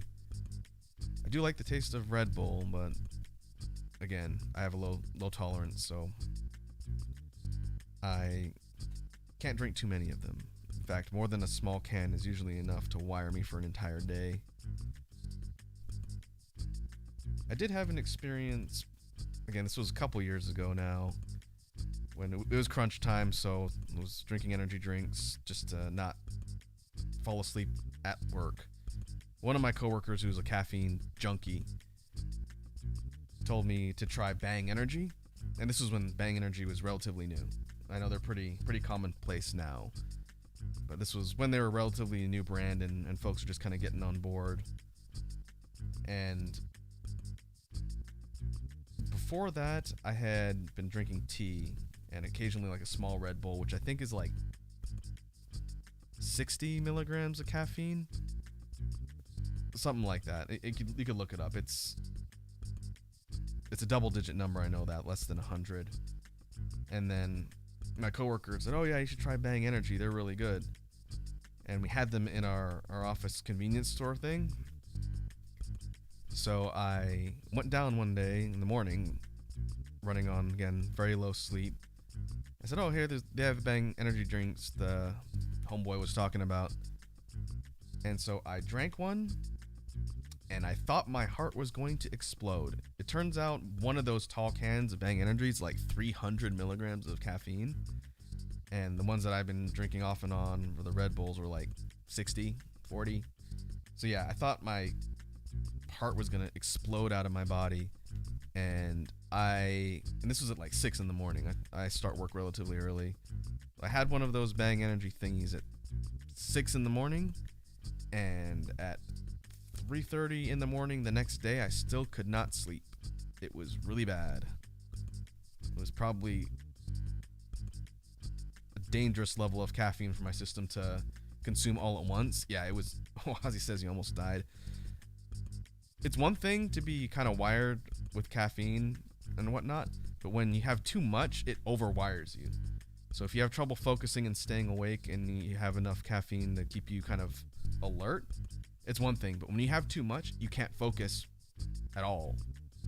And it was really bad. My coworkers were asking me why I was so jittery all day, and like literally all day while I was working. And it was bad. And I thought, well, maybe I just shocked my system once, so the next day or a couple days later that week, I tried it again. Yeah, same results. Then I looked at the actual figures on the can for the milligrams of caffeine. I said, that's not really a product I need to consume. Edward says, Raku drinks crack. Pretty much. Like, it felt like I was physically vibrating in my chair the entire day. And it was really bad.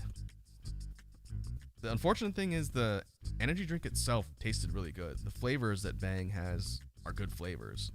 If they had a caffeine-free version of that, I would totally drink that just as like a regular beverage. Which is relevant to something I don't think I've talked about at all on stream when it comes to products. The real big sponsorship product for a lot of gaming content creators and streamers and whatnot is G Fuel, right? Everybody knows G Fuel. I can't drink G Fuel because of its caffeine content, and it's just like any other energy drink. But they do make a caffeine-free version of their several flavors of theirs that function more like a Gatorade or a Powerade. So there's no caffeine, it's just got like vitamins and stuff in it. Those are really good. I think all the flavors that they've created of that, so I just drink them whenever I'm working on stuff. And it doesn't wire me because there's no caffeine in it.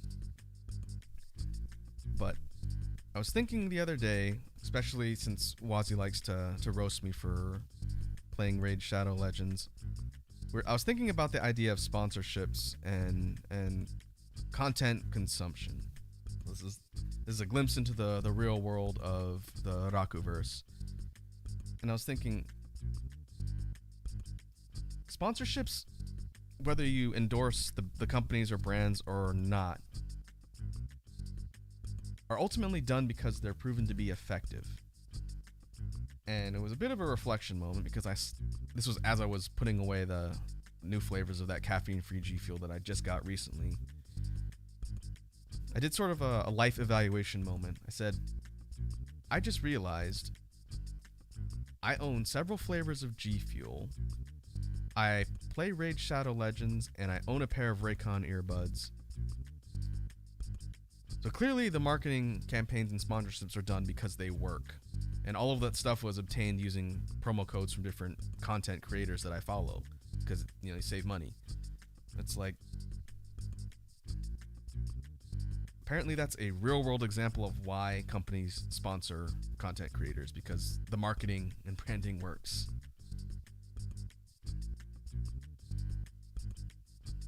Wazzy says the new one I'm getting is Patreon meets Dogecoin. Dogecoin? Did you mean Dogecoin like the crypto?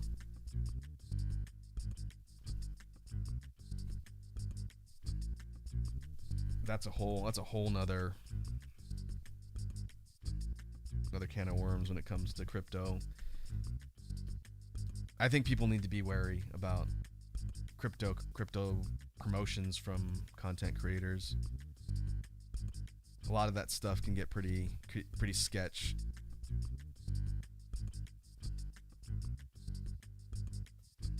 Wazzy says, yeah, it's crypto, it's terrible. Edward says, you're not immune to propaganda. Hey, apparently I'm a consumer whore, but I haven't had any issues with the products that I've obtained using content creator codes. It'd be one thing if it was crap tier product, but I haven't had any issue with the stuff that I've obtained. I like the G Fuel flavors, and my earbuds work pretty well. But the idea of sponsorship and company promotion deals is always interesting to me.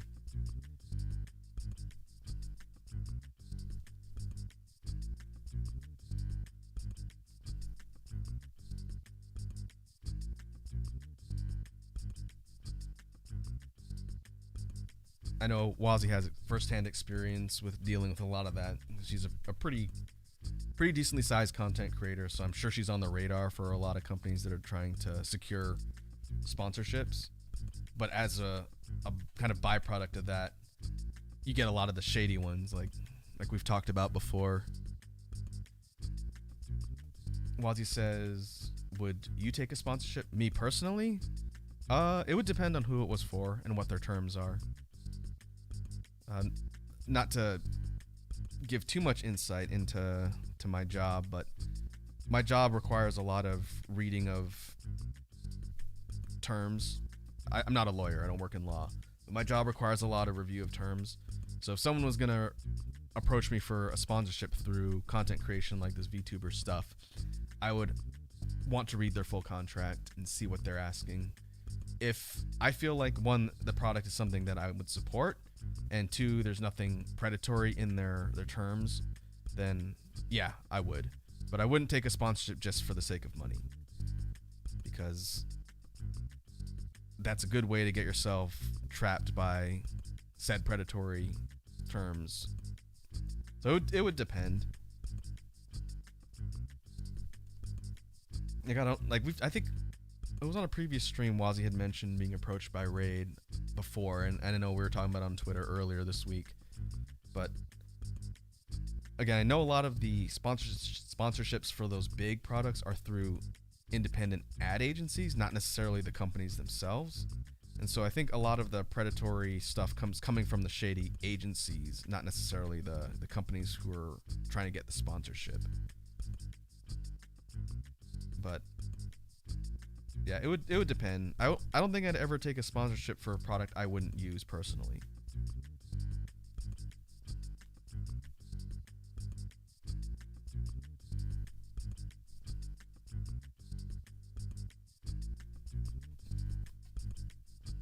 Alright, let's see if we can get the hand stuff cleaned up.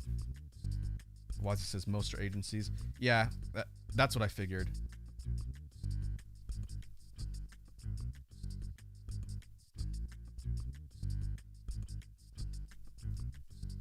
It'd be an interesting documentary for someone who worked for those agencies to do sort of like a behind the scenes of how they track and select who they're gonna go out and solicit for sponsorships.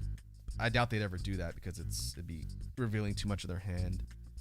But I'd be really curious to see how some of those agencies operate when they're out there trying to say, okay, who's big enough that we feel like we can approach them for a sponsorship? Or some of the other ones probably shotgun them out to everybody just to see who'll bite.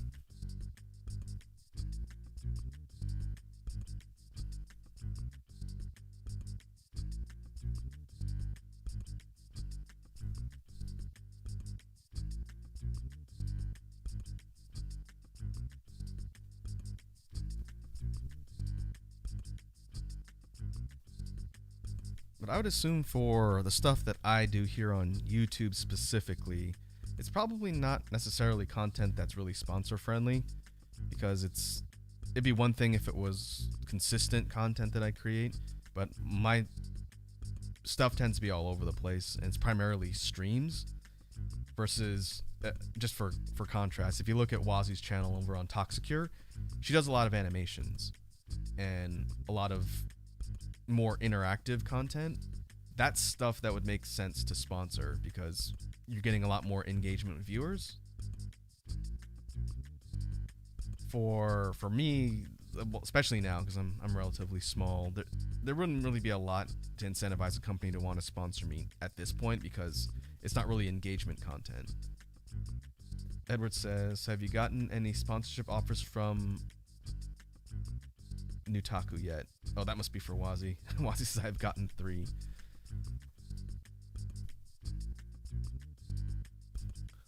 Nutaku. That I think I've seen sponsorships for them on other people's channels. They're a family-friendly brand, if I remember correctly. I don't know too much about them, but I think they do family nut taku. Oh, for either of you, I've never been approached by sponsors as of right now. It's nut taku, exactly what you think. Yeah, so it sounds like kind of those monthly shipment things, like the monthly wine boxes, but just for nuts. I'm assuming you sign up for the service and you can choose whether you get like a mix of peanuts or cashews or whatnot, and they're all otaku themed. So like otaku themed mixed nut packages or whatever per month is that's what it sounds like to me.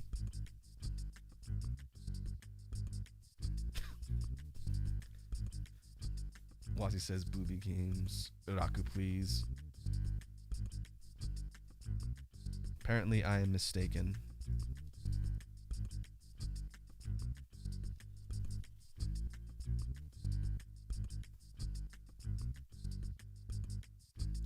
Edward says you definitely get some kind of nut.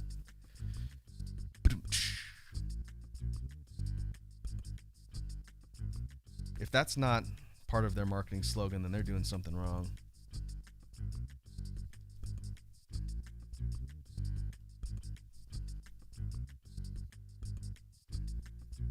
Alright, I think we're just about done on the cleanup.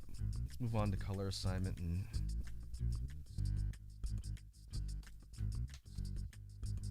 keep moving here. I'm gonna flip my tablet up a ways so I can get my keyboard in front. I'm gonna shift select a color assignment like I did last time. That's much faster than doing it on tablet, as I can actually hold down shift in multiple sections.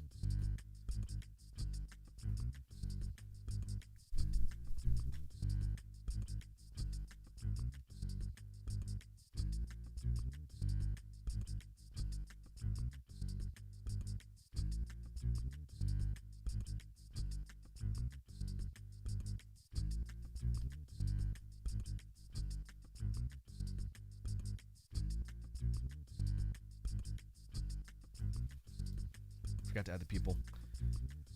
Alright, let's see. Color assignment's going to be interesting for this one.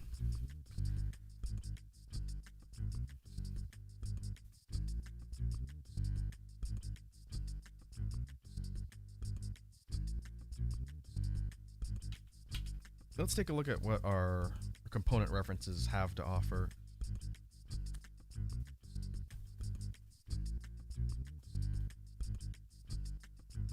We've got this one right here, which is a darker base color, and the shelled plating's a little bit lighter gold.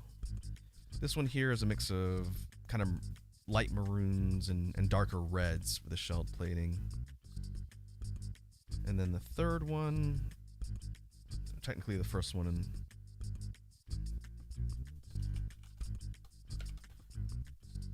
is a teal main body and red plating.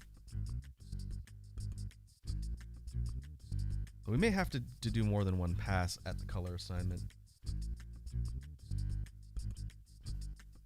I'm thinking a darker main body color would be a good place to start, and then we'll see for the armor. Let's try it.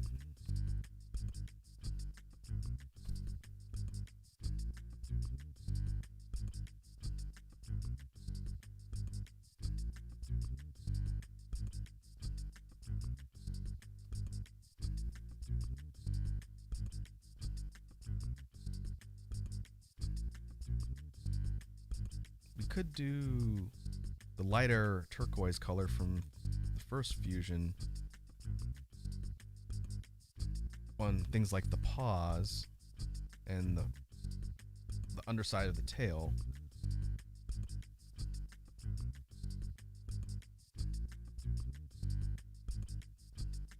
for the feet, use the same plating color as the rest of the body.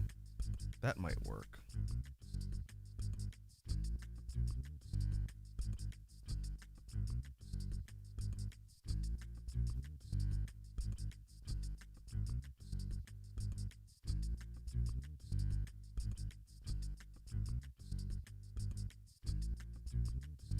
Could go red.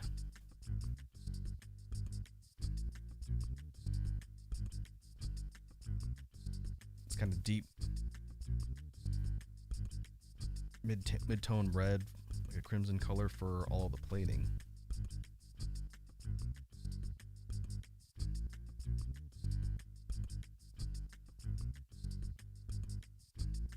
Oh, we could even do spikes that are and claws that are gold.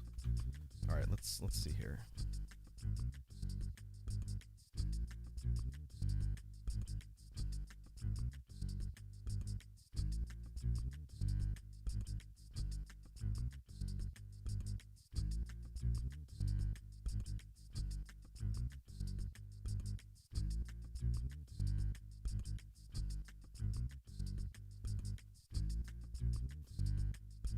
We'll go down here. I'm gonna need to fix this section.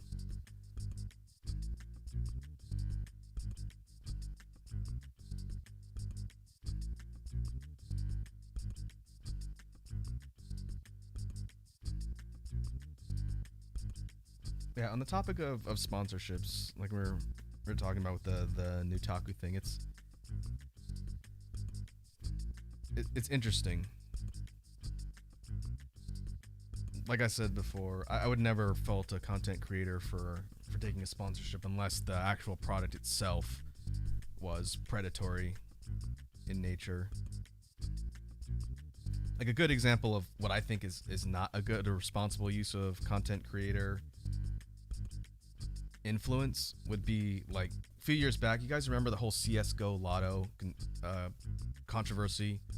Was it T Martin and Syndicate and those guys were promoting the gambling site for CSGO to a primarily young audience and not revealing that they had stake in the site and company that they were promoting.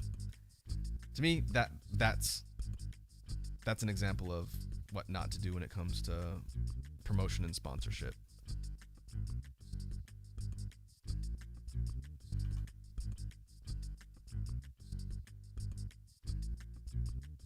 Other than that, if it's functional product or service that makes sense, to me that's not really that big of a deal.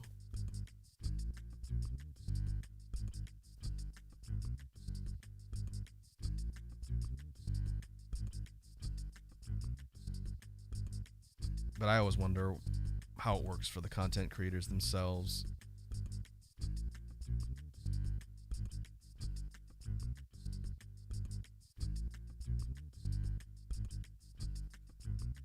Edward says it's pretty crazy how pretty much nothing happened to those guys.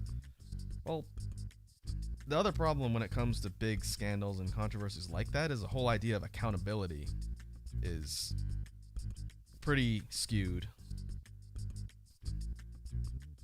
Especially when it comes to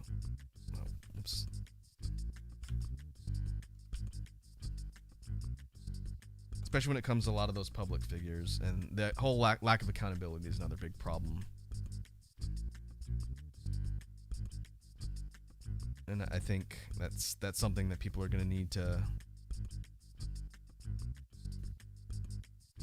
deal with at some point.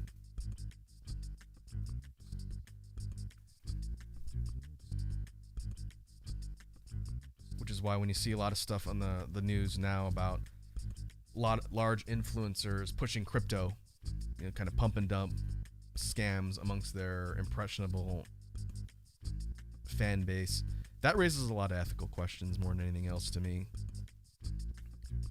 Because the idea that they're pushing something that's probably going to benefit them more than anybody else is not really new. Again, I'm not saying it's a good thing, but that's not really out of character for some of those big content creators. But the idea that they're kind of taking advantage of impressionable, especially younger audiences, is a real, to me, it's a real ethical concern more than anything else.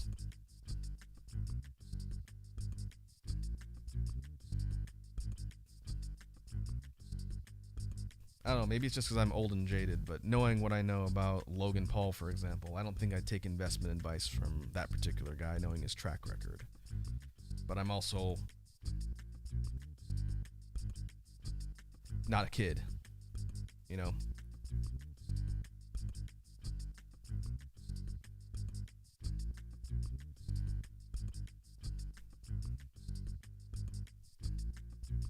Oh, I need to do color assignment on the tongue. Pink, we got pink, we got pink.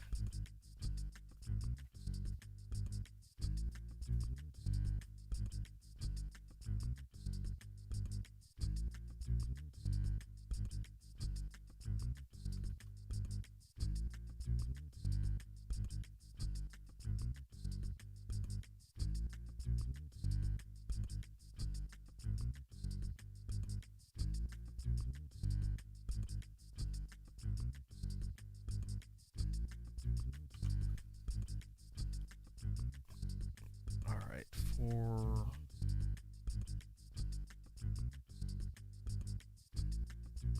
the area around the eyes, let's see, what color do I want? Maybe we can do this color. This is going to be kind of like the interconnected tissue color going around in between the armor plates. We'll use that here too.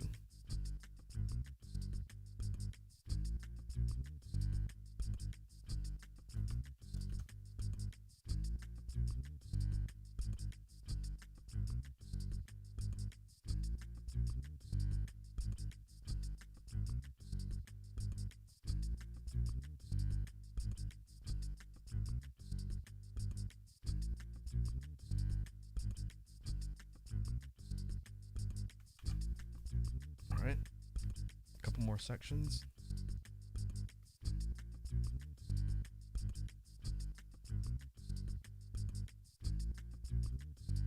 I'm thinking a darker contrasting part for this part of the digits.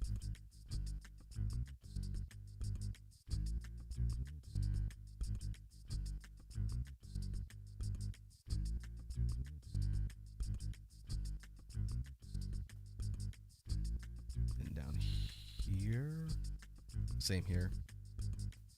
Basically, the fingers and toe sections I want to match.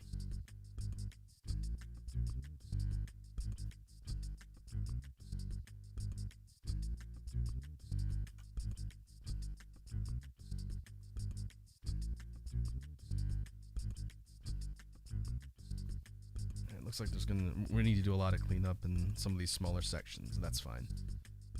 Once I get the color assignment down, I'm going to run through and do the cleanup. For the eye, let's see, what color do we want?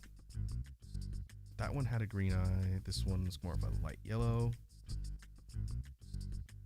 And this one is sort of a pinkish color. Let's do that one.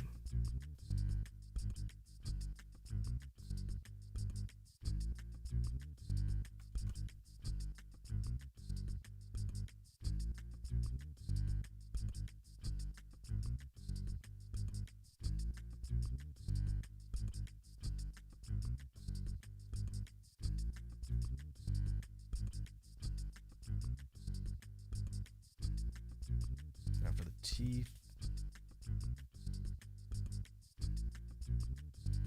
I will use this color. Kind of a more neutral gray color for the teeth should be fine.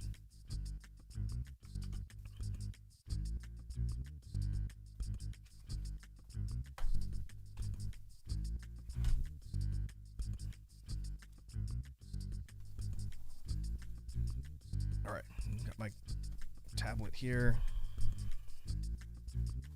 I move through and do cleanup, and then shading, and then we'll be done with the final fusion.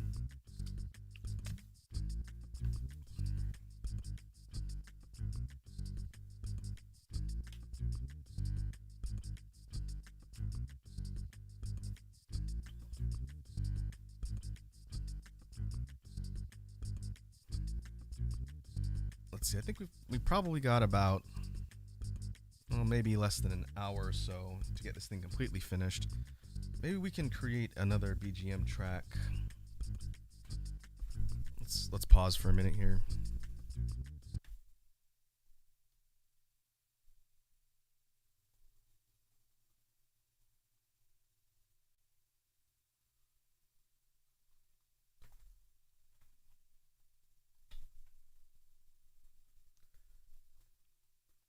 All right, I'm gonna save this.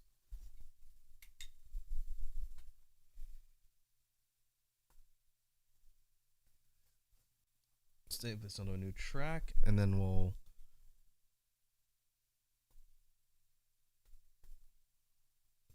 create a new one.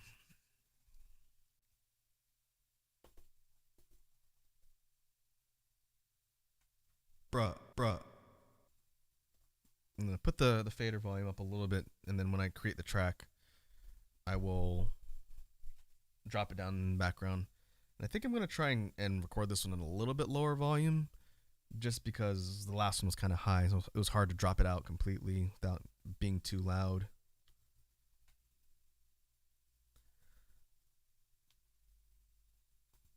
Let's see, what would be a good one?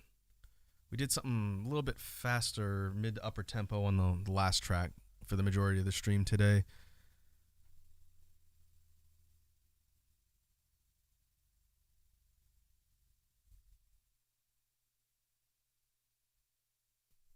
Let's see. We could do something a little bit slower. I haven't done a kind of slow BGM track in a while.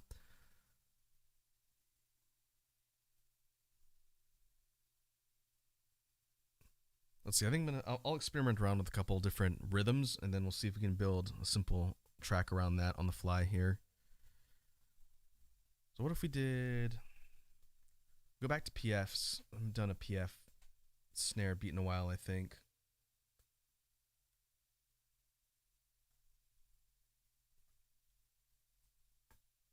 Let's see.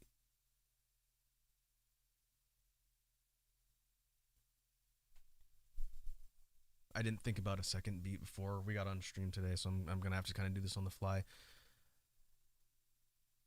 Let's throw some ideas at the wall. What about something that goes? That sounds a lot like one we did recently, doesn't it?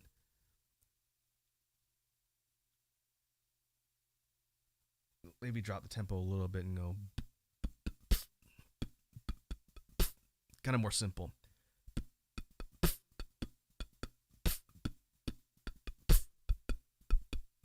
All right, let's see if we can get that recorded.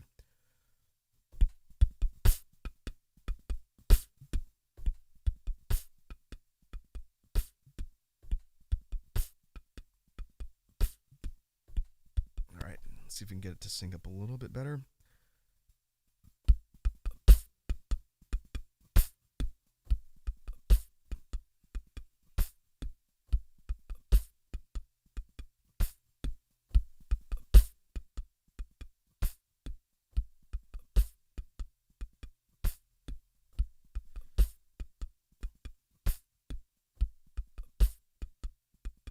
All right, I think that'll work.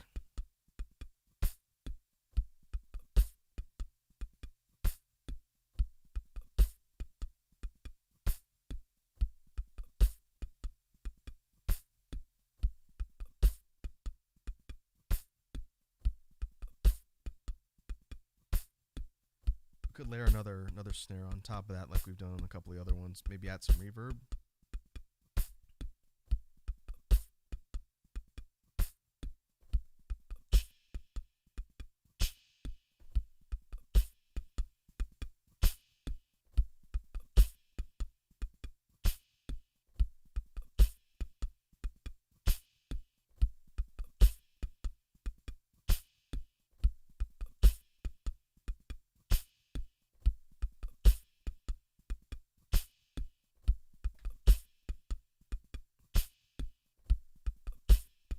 What would be a good bass line to pair with this?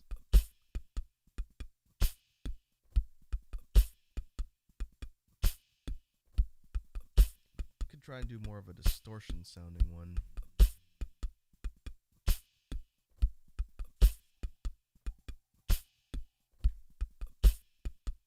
Maybe something with ring modulator.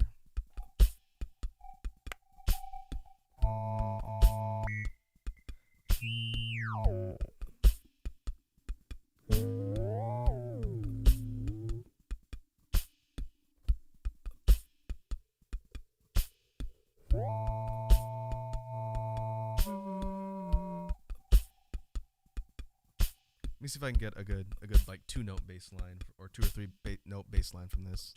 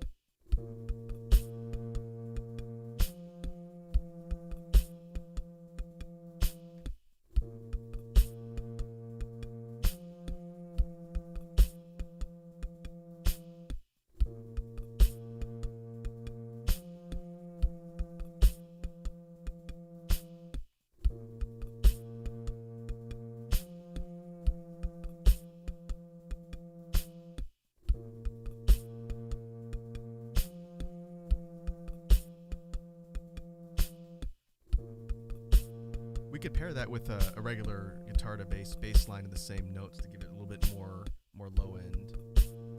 Wazzy says spooky sounding. Wasn't my intention given that we're in spoopy month, but that works thematically. All right, let me see if I can get guitar to bass on here, and then we'll move on.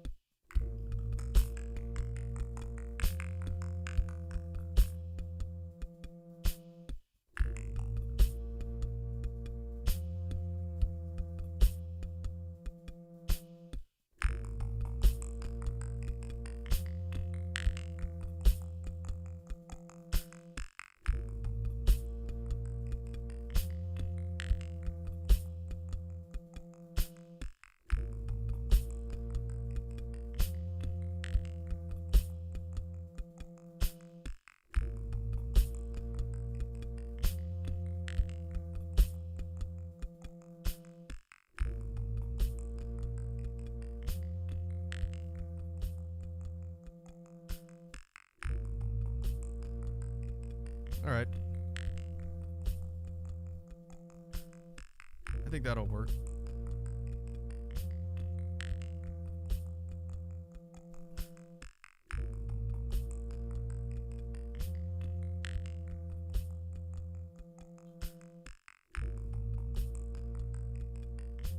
I'm going to drop the master volume a little bit so you guys can hear me easier.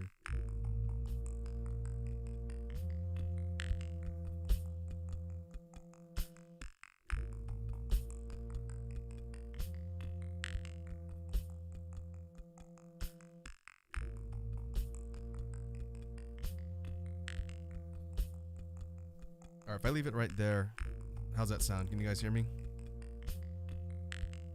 Might have to boost EQ a little bit. I leave it right there, is that good? Let me know.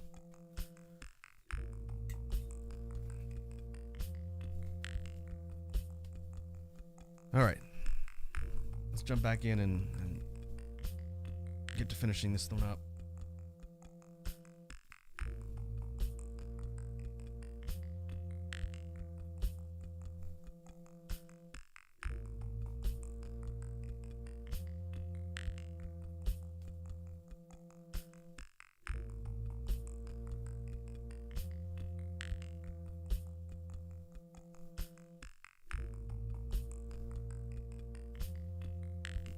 Wazzy says it's a little low. Okay.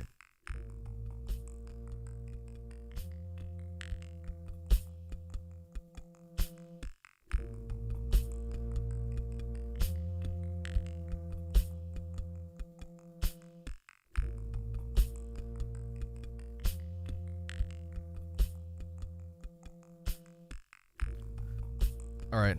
How's that? Am I competing too much with the BGM track now? See, the mic itself when I'm talking is getting into yellow. So I don't think I need to boost the actual mic. But yeah, let me know if it's still hard to hear. I just put everything up by like 10%.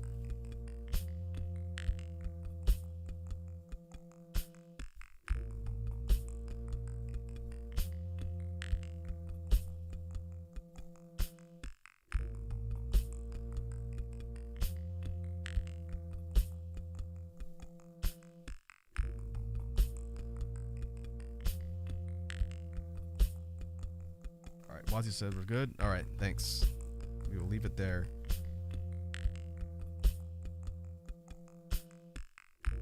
I know, Wazzy, you talked a little bit about how you like Halloween. Are you doing anything for the spooky season this year? I know, again, it's still COVID crisis time, so things like Halloween parties probably aren't as feasible, but are you doing anything to observe the best season of the year? Or best holiday?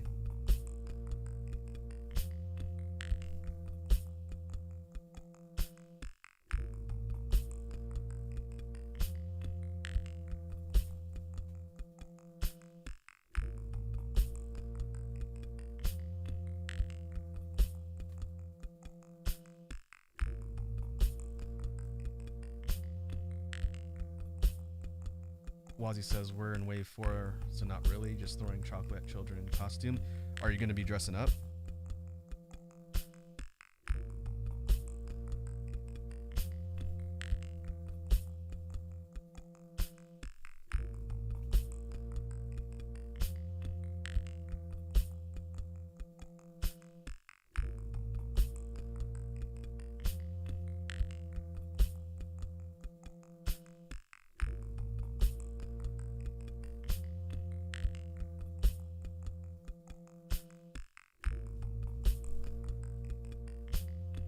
I haven't actually gone to a Halloween function in a really long time. Every year for the last, I'd say 3 or 4 years, I've made it a point to make a costume just to, again, observe the holiday, even though I don't go anywhere. Wazzy says, oh, always, I do horror makeup for fun. How about you? Yeah, I make my own costumes. Maybe when it gets closer to Halloween, I'll post some pictures so you guys can see. It would somewhat, well, as long as I don't give any specifics as far as names or anything else and just show pictures, that probably will be fine. I just don't want to dox myself by posting that type of content.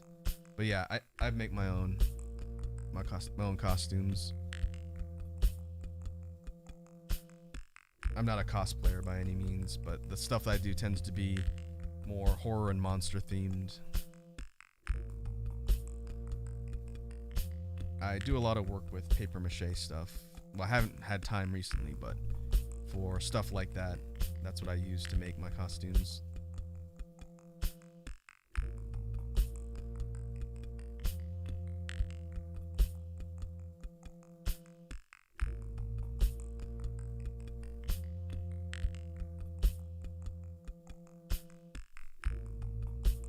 The main stuff that I've made are masks and weapons. I'm not too good at making torso wearable stuff yet. I'd like to get better.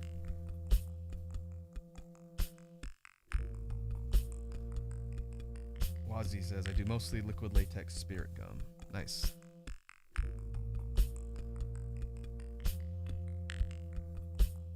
Oh, a bit of Warbler. Okay, yeah, I've worked with Warbler before. I need to work with it a bit more, as I kind of suck at using it.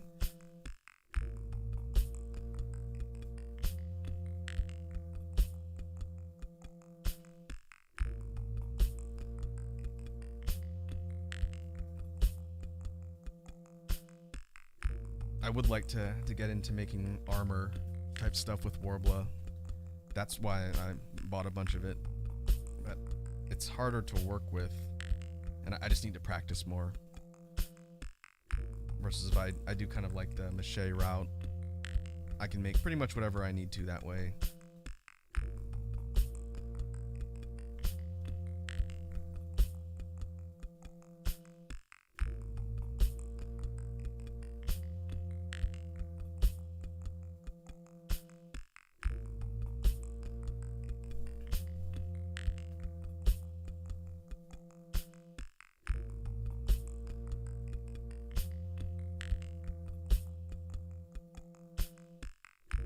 Wazzy asks, have you used EVA foam? Yes, I have used EVA foam in conjunction with Warbler for some things. It was the thin foam sheets. It wasn't the super thick stuff that you need like a Dremel to shape. I probably need to invest in some of that because most of the weapons I've made were using some of the bigger ones were using a styrofoam base, and styrofoam's relatively easy to work with, but it makes a giant freaking mess. My workroom was just in shambles one year when I used styrofoam as a core for one of the weapons I made, and it took a long time to clean up. But I do have a Dremel. I'll probably, next time I have to do something like that, I'll probably invest in EVA foam, make that easier.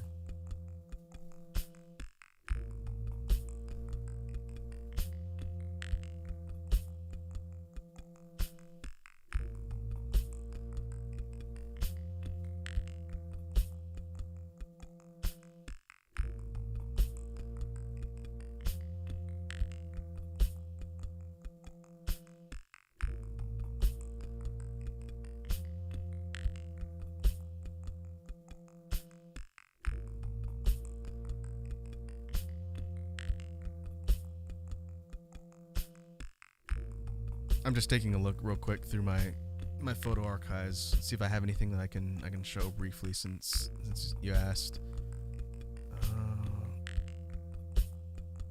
Where do I file all my stuff?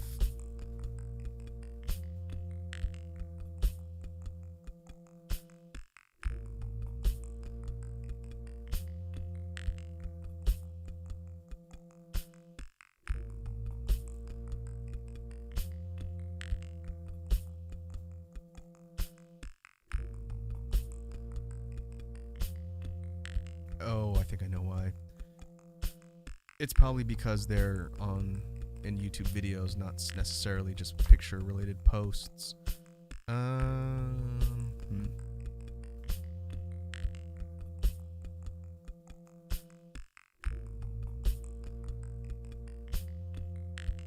me figure out where I put all this stuff. I got one I can show you guys.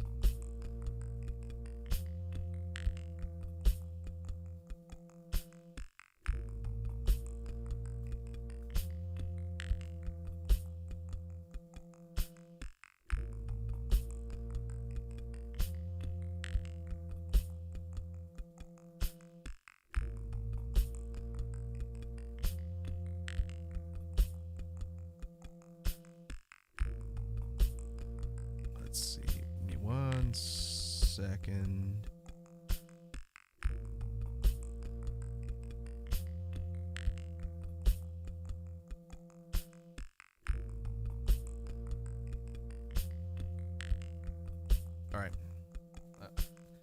This is from last year. It wasn't one I was looking for, but it'll work.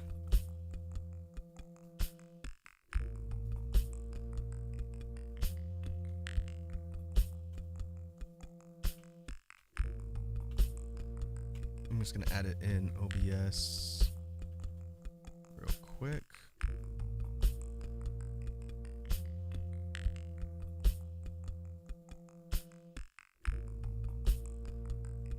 Hopefully this doesn't pop in super blown up.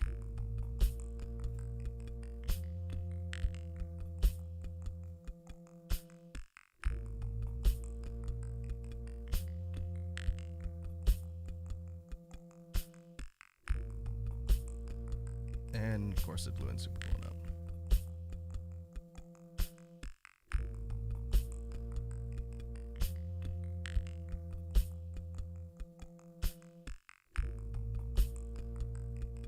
There, that should be easier to see. This is what I made last year. It's a mask. I'll put it here for a couple minutes while I'm working on cleanup. There's really not much to see on the actual drawing for the moment while I'm doing this anyway. Very kind of Cthulhu-esque inspired drawing. Oh, thanks, Wazzy.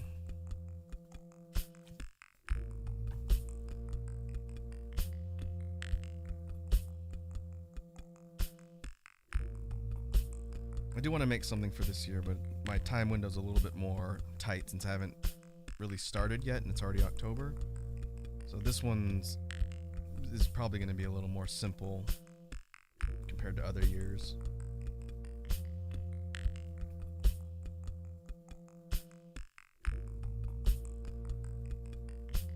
Let's see, I might have another. I might have a side view of this one. Let me look. Yeah, this is what it looks like from the side.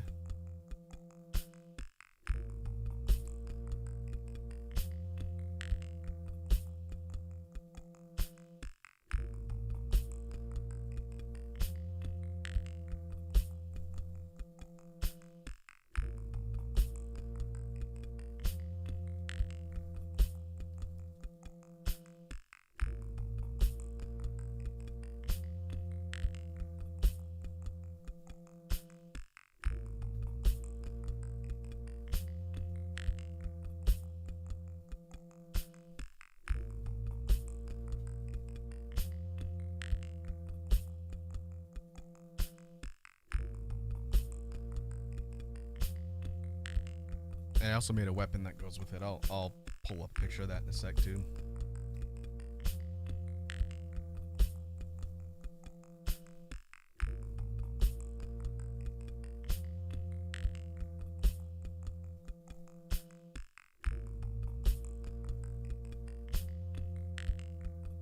I should have taken a picture of the full outfit, but I didn't, so you guys only see the individual components here.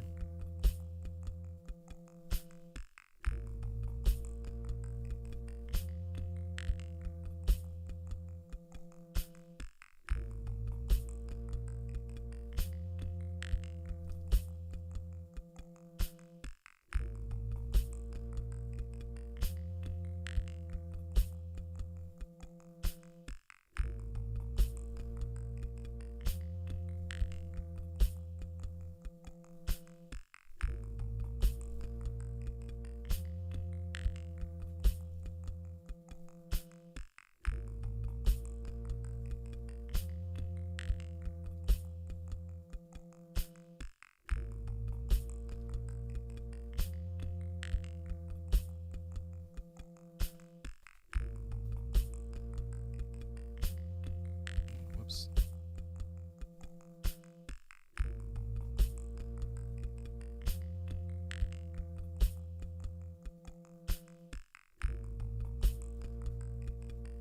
I'll swap over to a picture of the weapon that went with this one.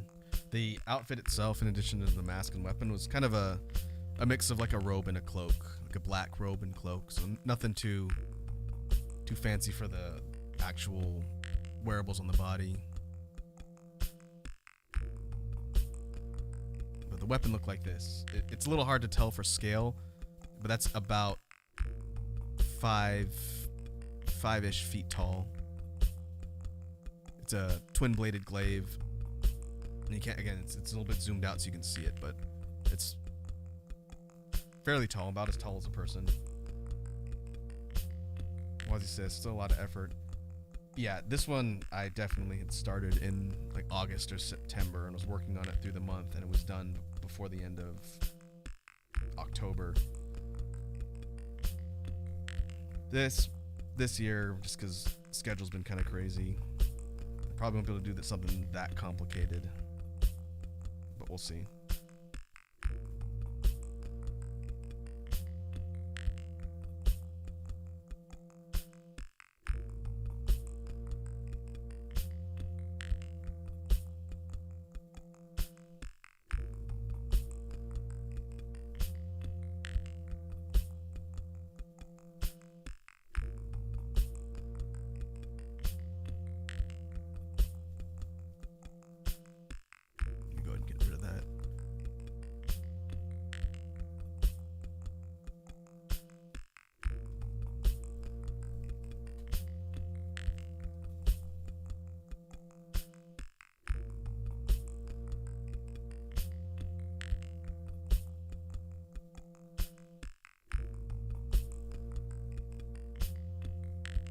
I don't know if we're gonna get any trick-or-treaters this year. I guess it'll largely depend on the state of things at the end of the month. But usually I don't pass out candy, just because I don't want to bother. I also wouldn't want to do it unless I was in costume, and I'd be kind of concerned about drawing complaints from parents since I have nothing but horrific monstrosity costumes. If we weren't in like a pandemic situation, I would totally do a more elaborate thing where I have like a garage set up, like a haunted garage set up where kids could come in there and get candy. But obviously that's a lot more difficult now. Maybe in the future.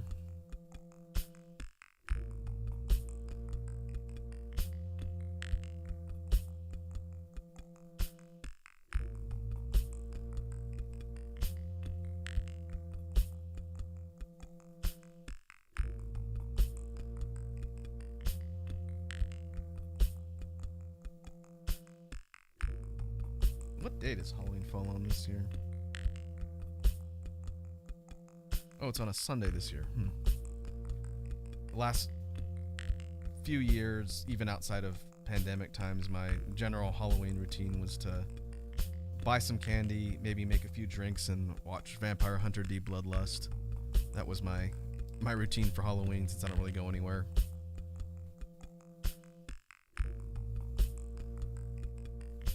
Wazzy said it's also cold when handing out candy. Yeah, about this time the weather gets pretty unpleasant where I live, which means not only does it suck to go out trick-or-treating, but it sucks if you have to hand out candy as well.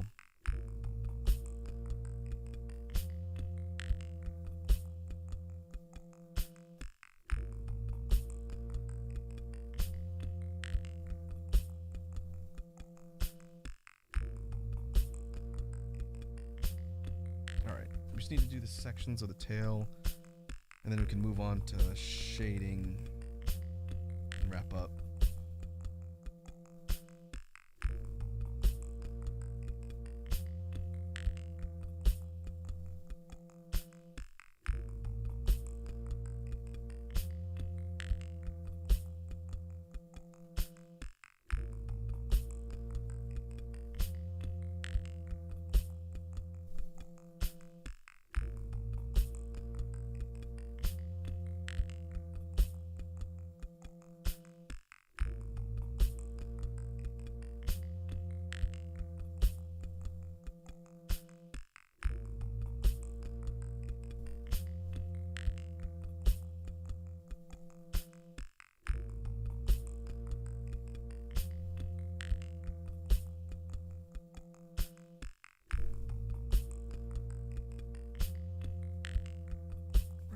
Do one last sort of sweep through.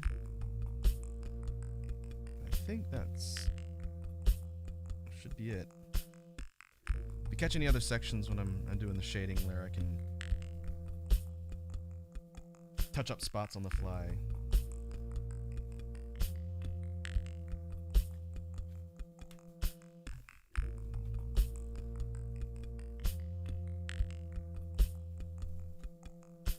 Real quick before we move on to shading, I'm going to go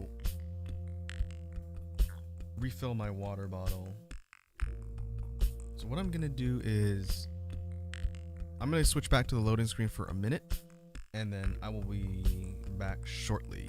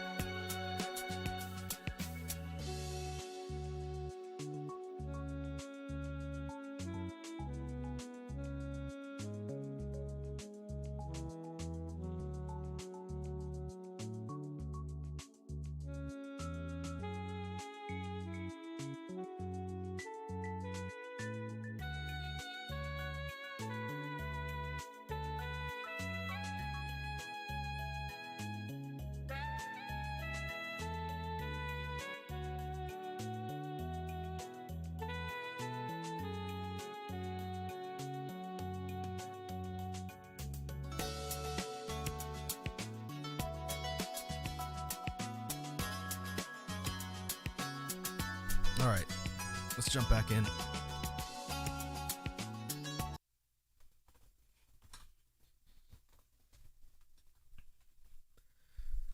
All right.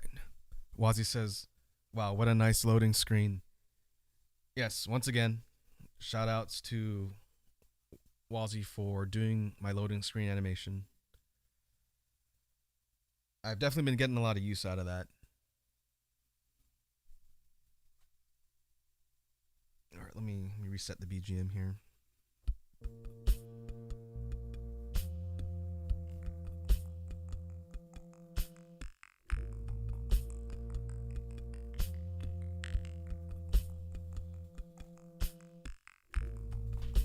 All right, home stretch. Now we just need to do shading on the sucker and we're done.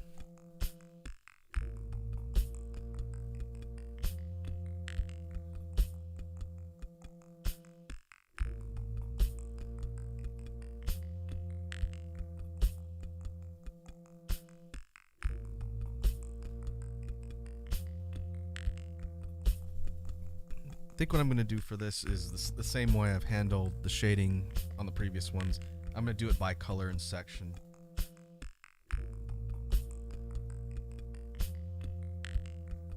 So we'll start with the dark blue. do a rough shade in all the sections.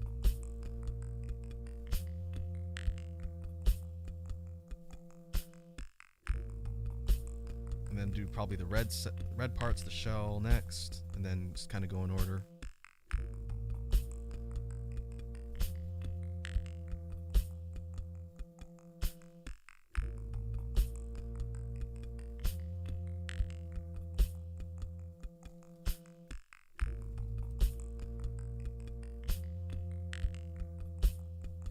And of course I'm on my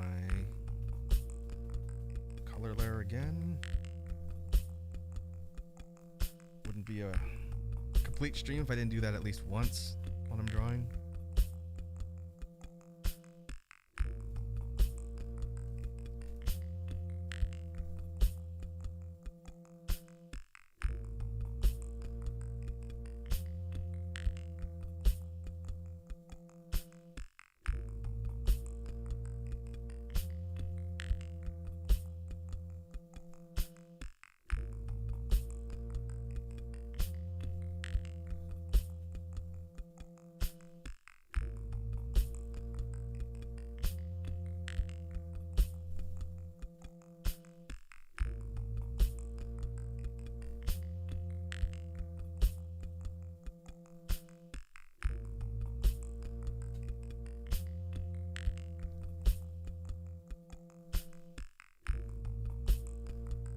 This part should be relatively straightforward.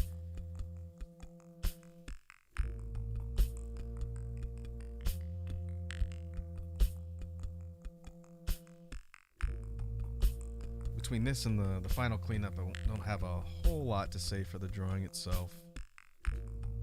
But for the sake of discussion, I guess I could talk a little bit about some of the upcoming content plans. We talked about the challenge stuff that's going to be this weekend, but beyond this weekend, I haven't quite figured out what I want to focus on stream-wise for next week.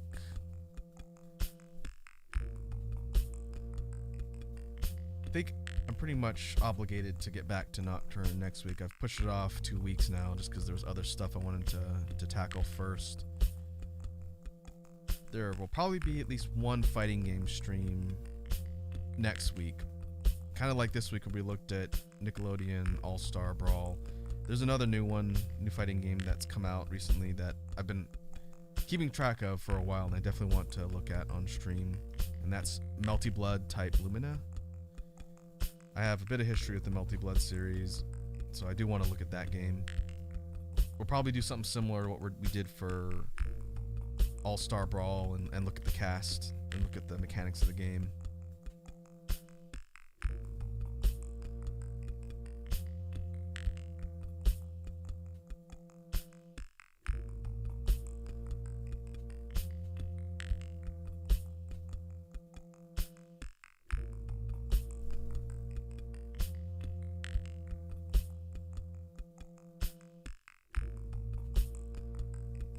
As far as the rest of the content goes, after we finish this particular fusion for drawing streams, I might back burner the drawing streams for a little bit. Until I figure out what I want to focus on for the next several. We could get back to more homeworlder concepts. That would be something I definitely want to keep doing every once in a while. So we'll see about that.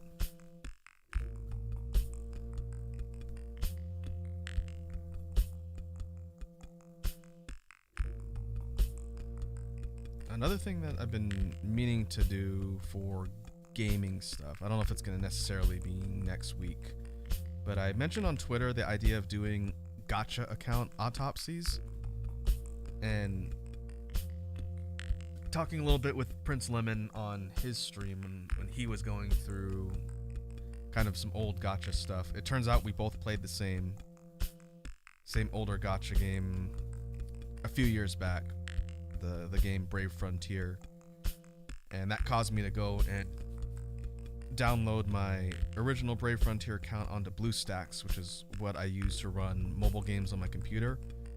Things like one of my raid accounts, Punishing Gray Raven, anything else that's mobile based I use in BlueStacks.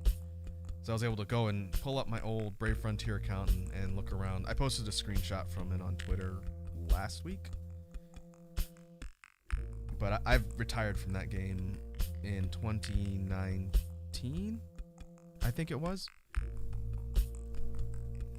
But I think it'd be interesting to go back through that old account and take a look at the game, look at what I was doing, all the stuff that I had accumulated. So I do want to do like a gacha account autopsy stream at some point. Maybe not next week, maybe the week after, we'll see. In the meantime, I need to go back through my Google Play purchase history and see what other gacha games I've played. I haven't played a ton, but there are several that I've played over the years that I retired from. So going back to those old accounts and seeing what I did could be fun.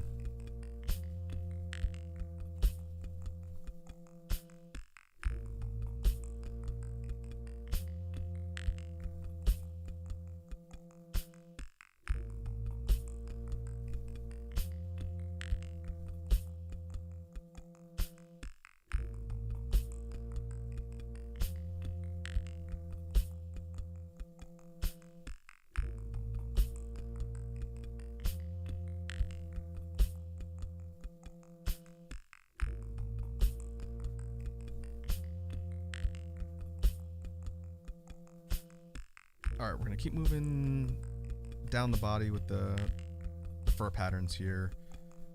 See if we can get to the lower torso.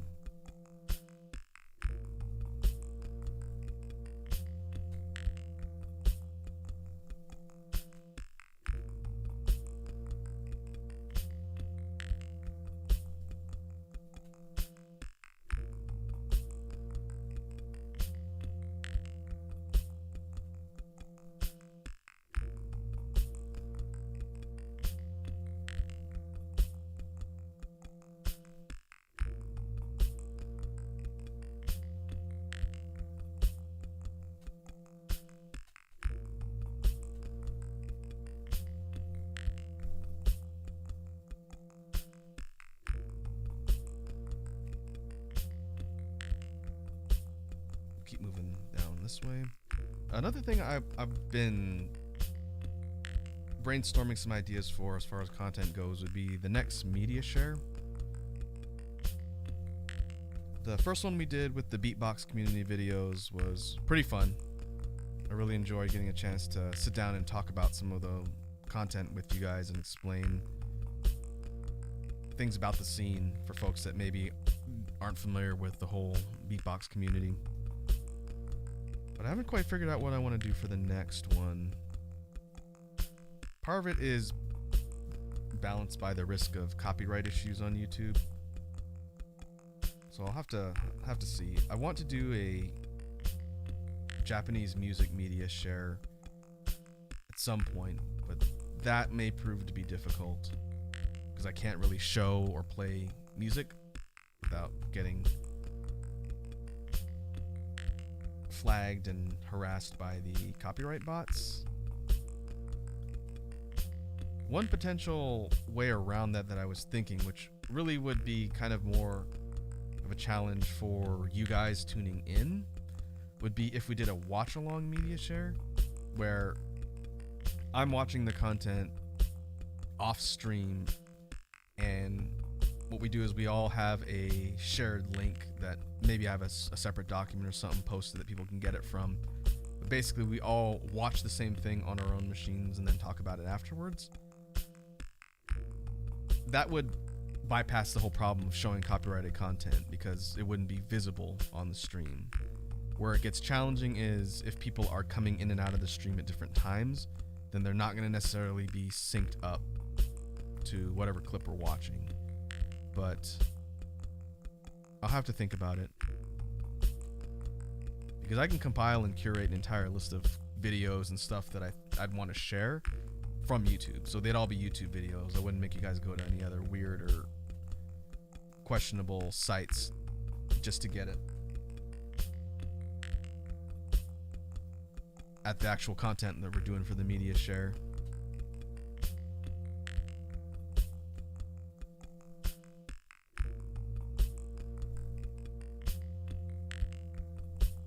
But we'll see. I'll have to think about some ideas for that.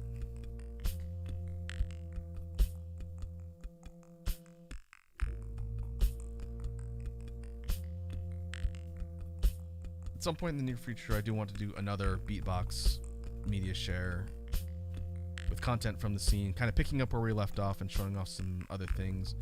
But that probably won't be the second one, the next one, since we just did that.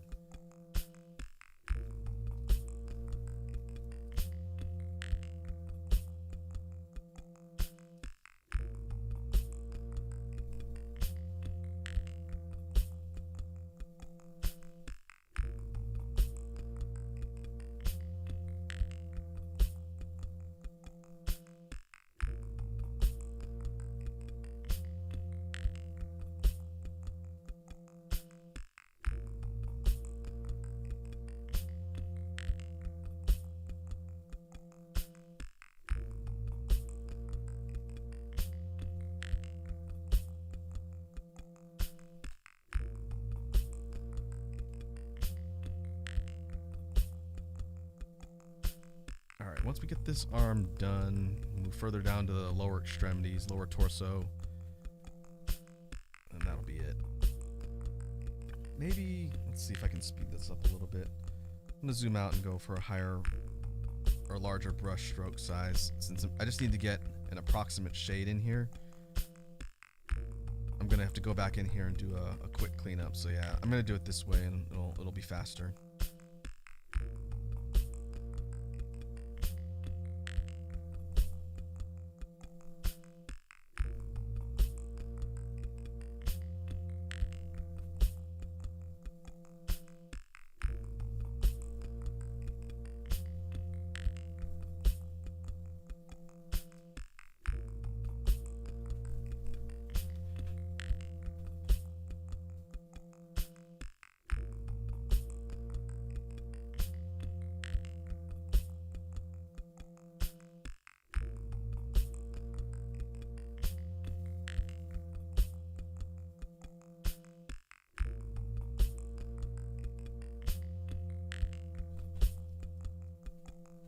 Alright, what I'll do is I'll block in these other sections and then we'll move further down. I should be able to speed this up a little.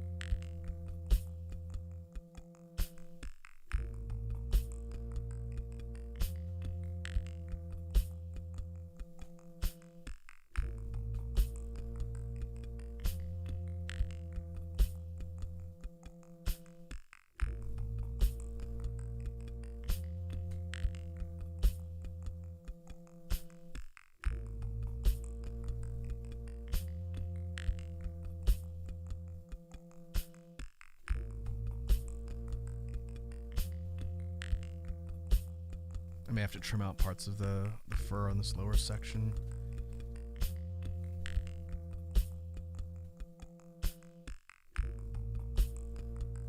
That's fine, just need to get it kind of approximate.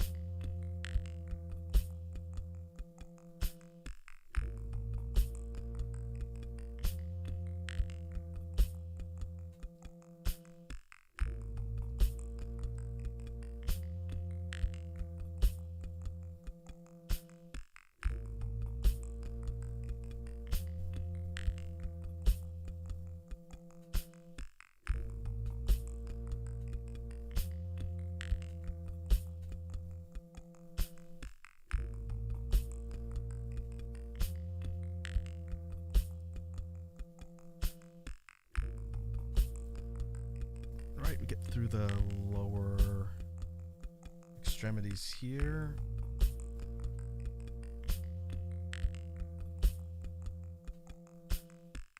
Then we do the same thing for the tail patterns, and then we'll go ahead and go in and do the shell next.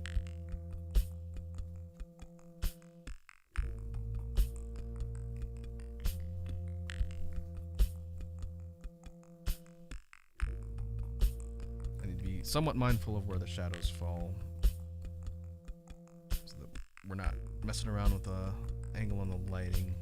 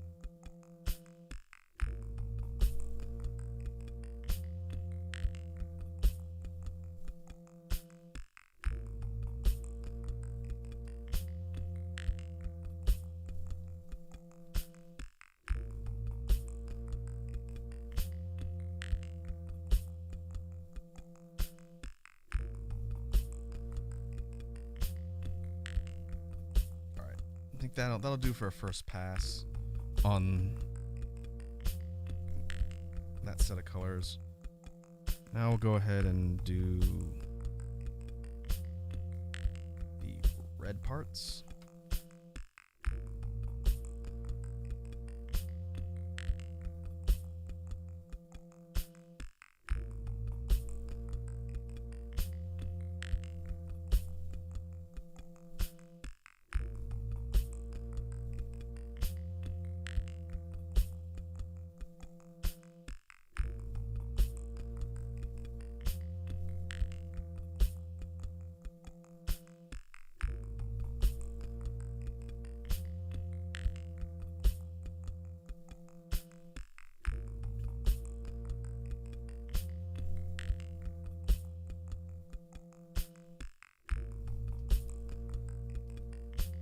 While we're working through these other sections, to get back to the discussion about upcoming content, I mentioned before that our long-running Let's Play that's going across different streams is Nocturne. And I know it's been put off for a while, and I do intend to get back to it and eventually beat it. It's probably going to take a while. But I've been thinking about other games that I potentially want to play as ongoing Let's Play type stuff. At least on stream. And one of the games I've been really wanting to play again recently, and it kind of coincides with the current month, is Resident Evil 4. One of my favorite games. That one I've got some history with, so I'd be able to talk about it and through it as I play it. Originally I was thinking about just doing it off stream and doing kind of like a dedicated Let's Play series of videos here on YouTube, but that wouldn't necessarily be as fun, so I'll have to see. That might be the next game I play through after SMT.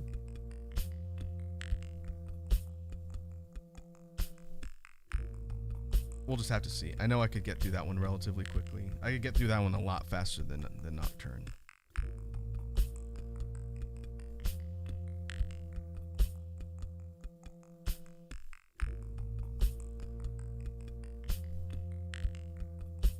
But we'll see in the future.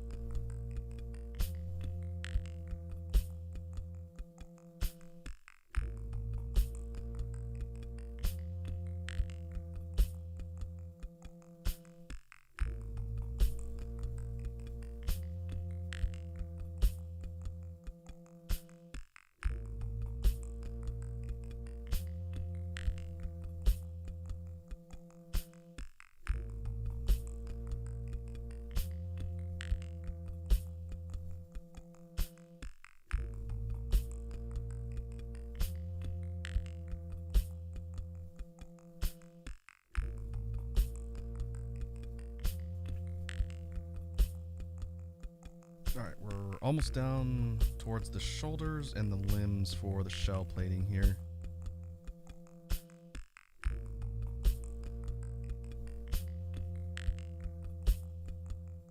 Like I mentioned before, I'm not going to have a whole lot of commentary to add on this section because it's just going through and doing the rough first pass in the shading. Let me zoom out, up my brush size, and get a more broad stroke when I'm going through here.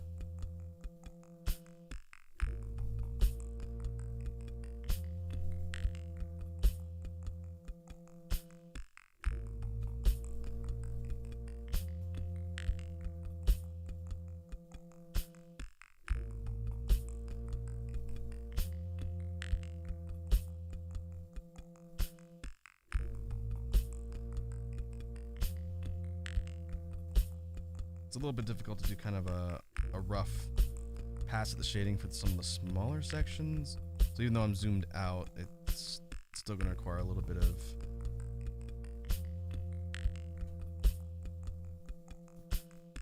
careful work here.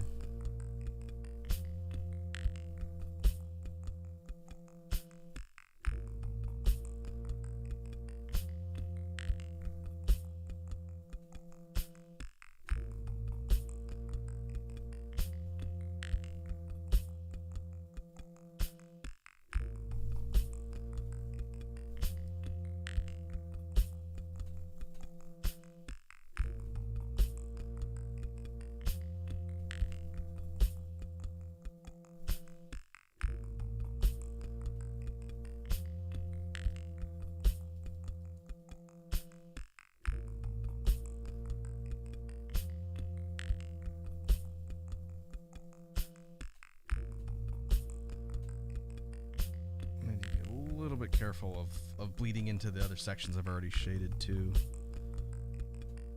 Make double work for myself. I have to go in and clean this up at the end.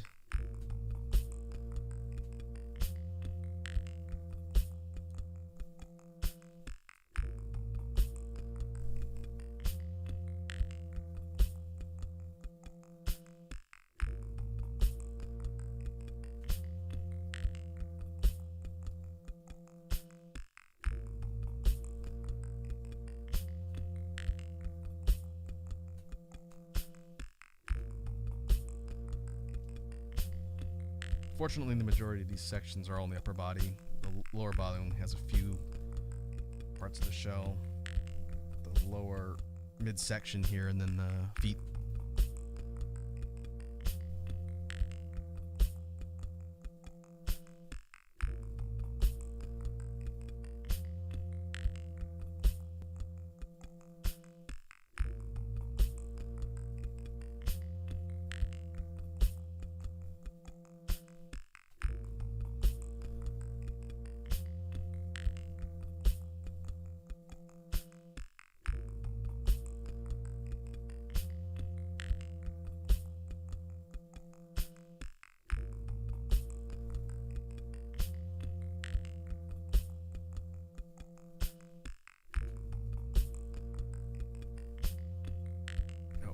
Sections over here too. The other part of the face.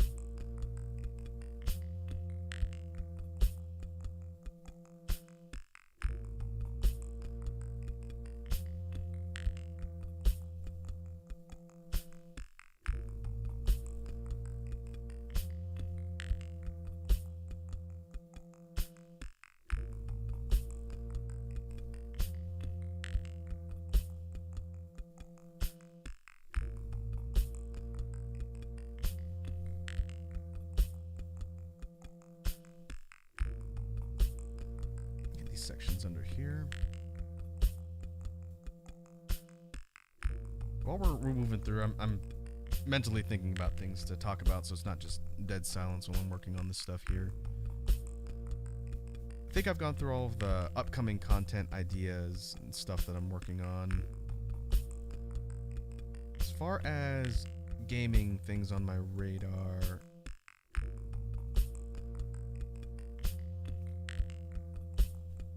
there's some stuff that I want to check out, but it might not necessarily be things that we look at on stream.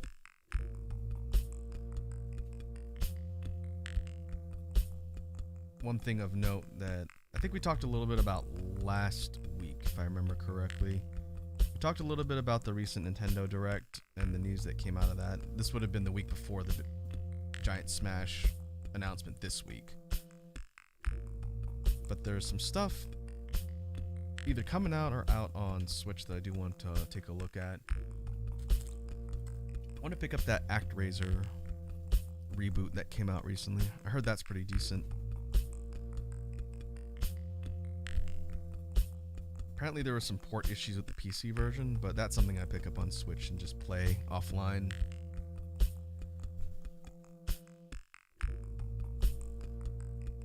We're getting close to the winter season too, so that means we're getting really close to the release of SMT5.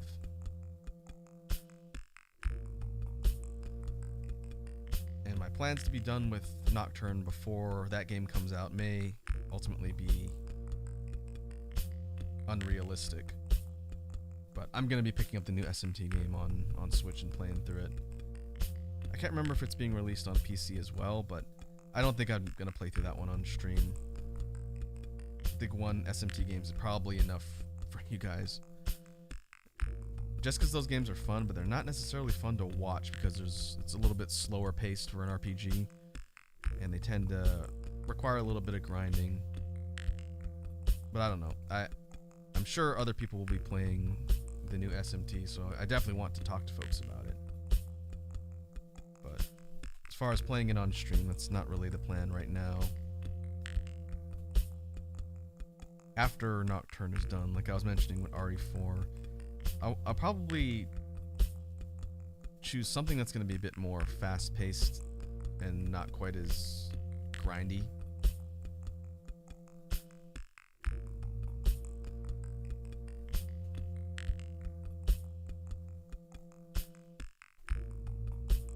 Walsey says Metroid Dread.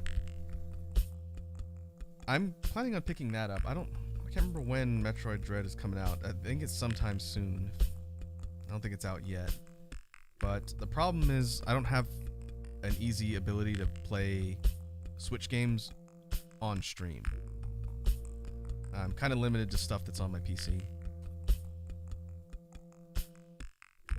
Oh, Metroid Dread comes out tomorrow?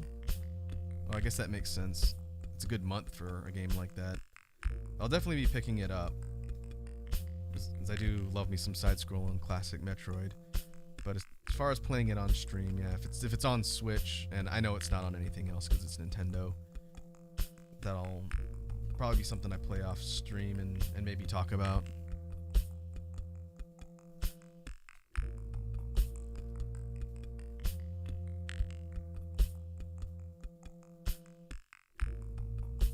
Alright, let's do the gold colored horns now.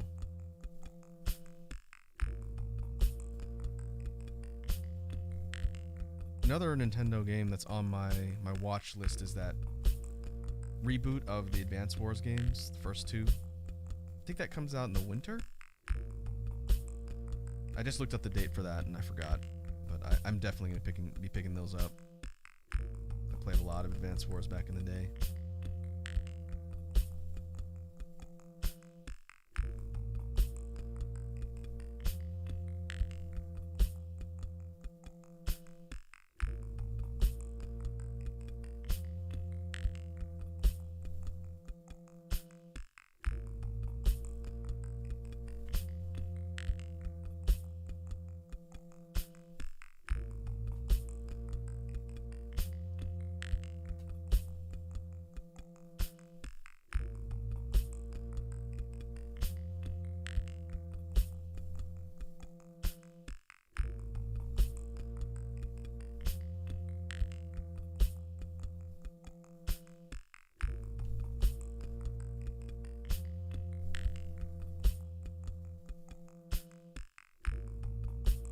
besides, let's see, Metroid, the upcoming Advance Wars, I have a lot of games in my backlog list that I want to play.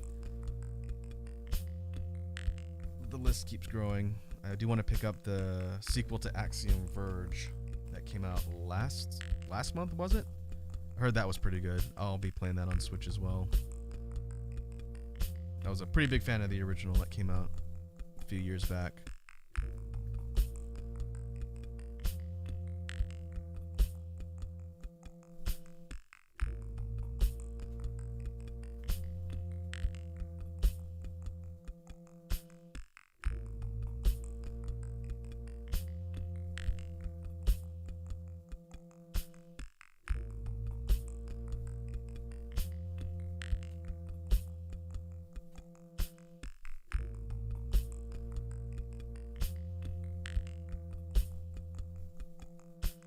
Work through doing the claws, then I'll do the darker sections of the digits next,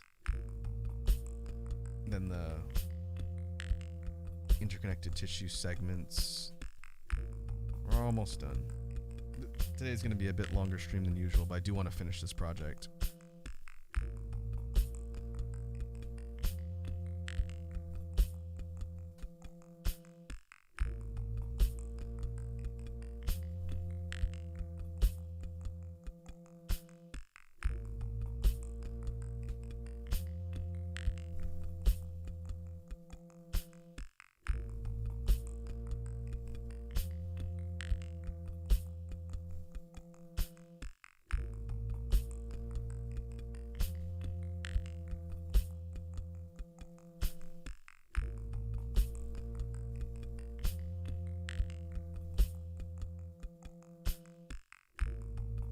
Okay, now we do the darker sections.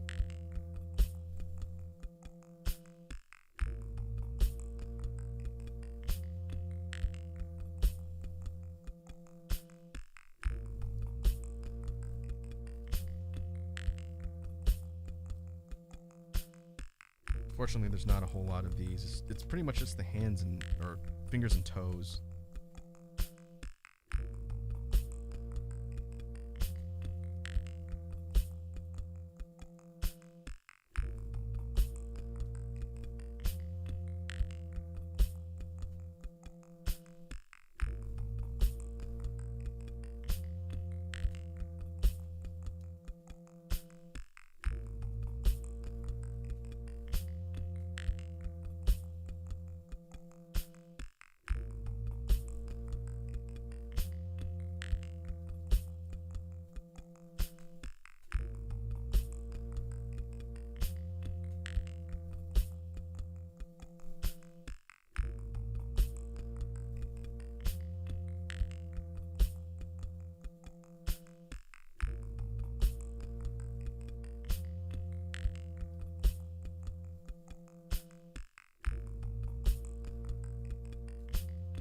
Okay, we do the same thing over here.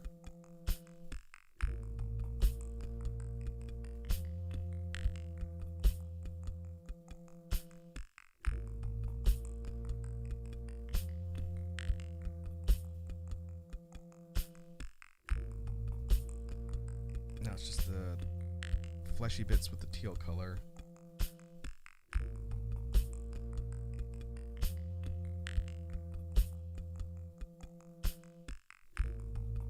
Hands and then the under sections of the tail.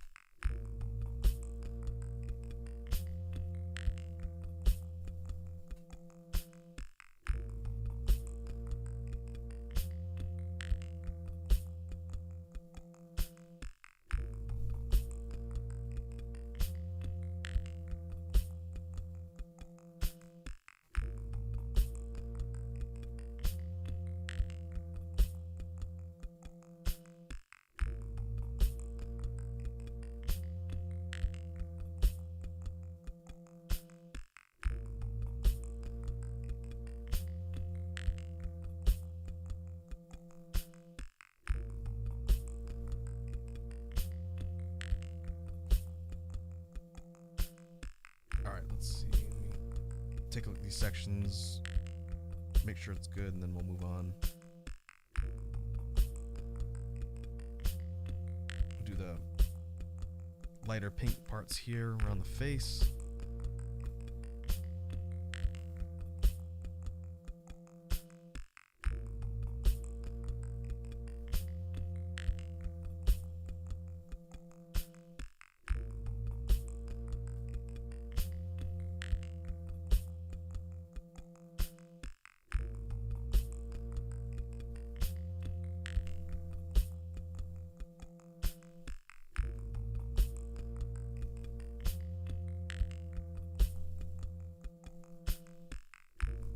Quick highlight in these small sections. Doesn't need to be too substantial since these are fairly small.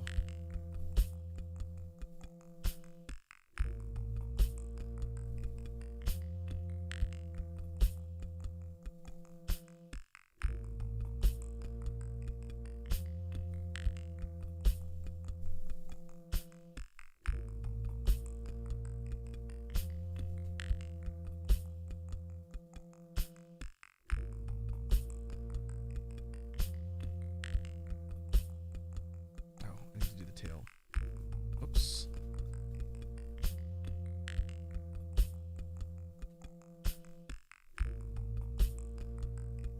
We needed the quills on the end too. Get the shading on those.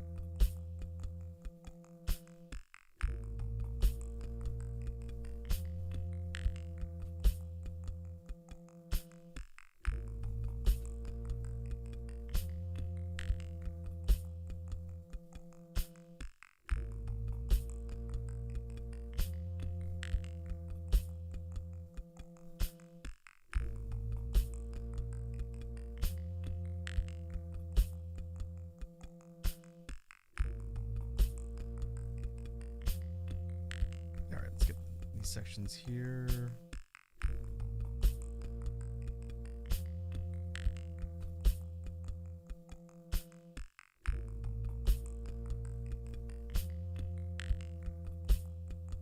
Nice depth to the teeth, the tongue, and the eye. Then I think we're done.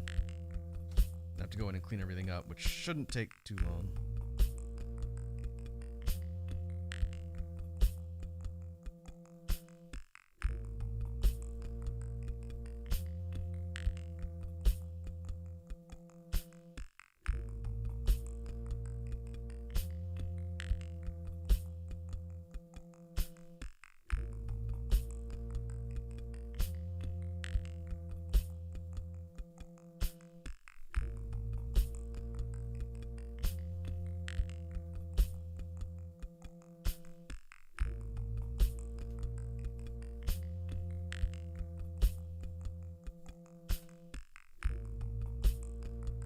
Alright, let's save this.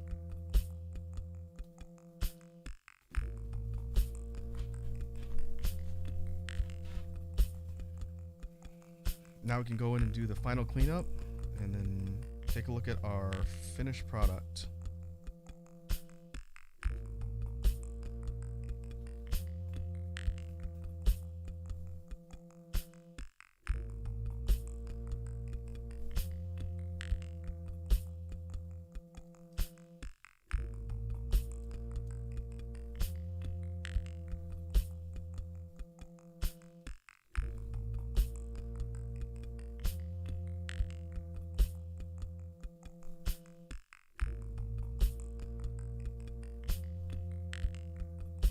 And for the cleanup, I'm not going to do it by colored section. I'm just going to go through each physical section of the drawing and clean up each part as I go.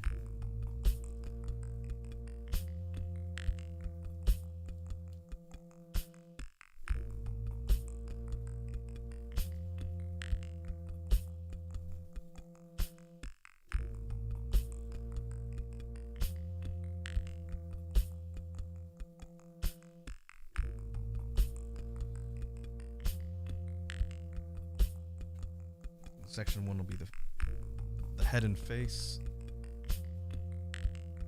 Oh, I need to do the shading on the eye.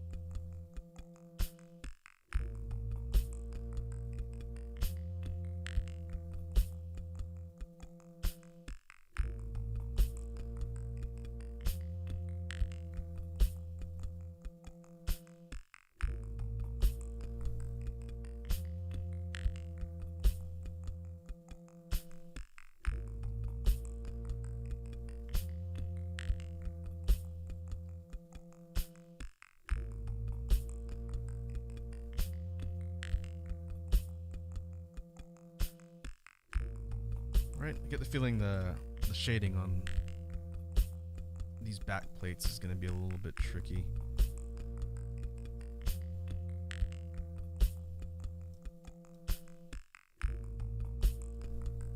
I just want the lines and edges of the shadows to be clean and consistent.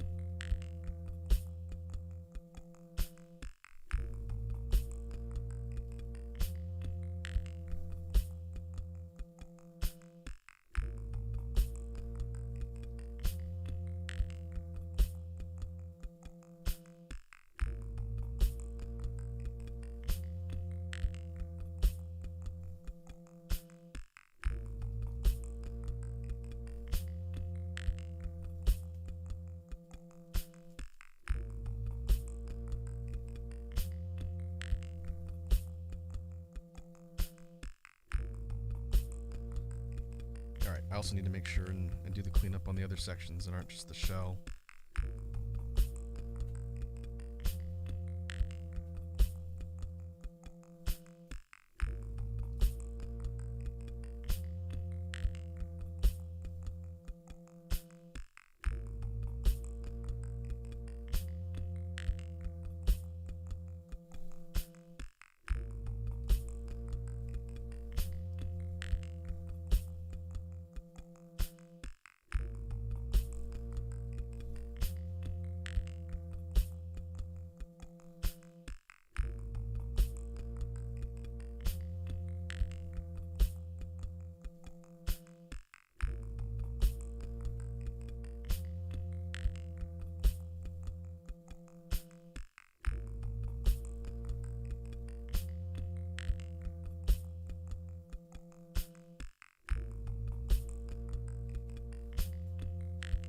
Right, moving down the neck, getting close to the shoulders, then the rest of the upper arms.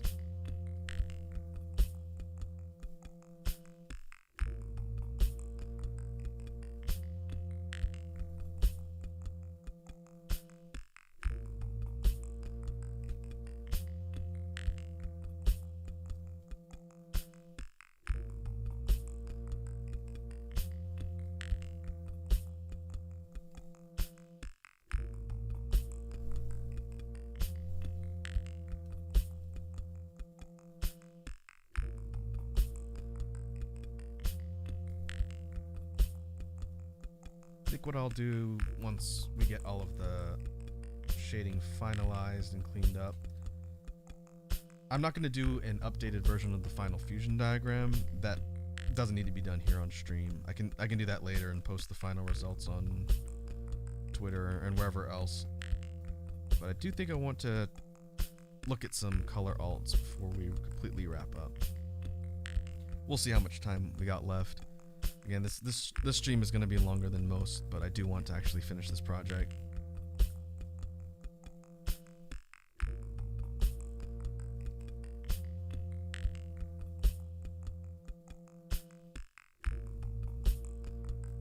In fact, I may do the alts offline and then just post the results later. Well, I'm not on a strict schedule. I do need to eat something. I haven't eaten anything all day today.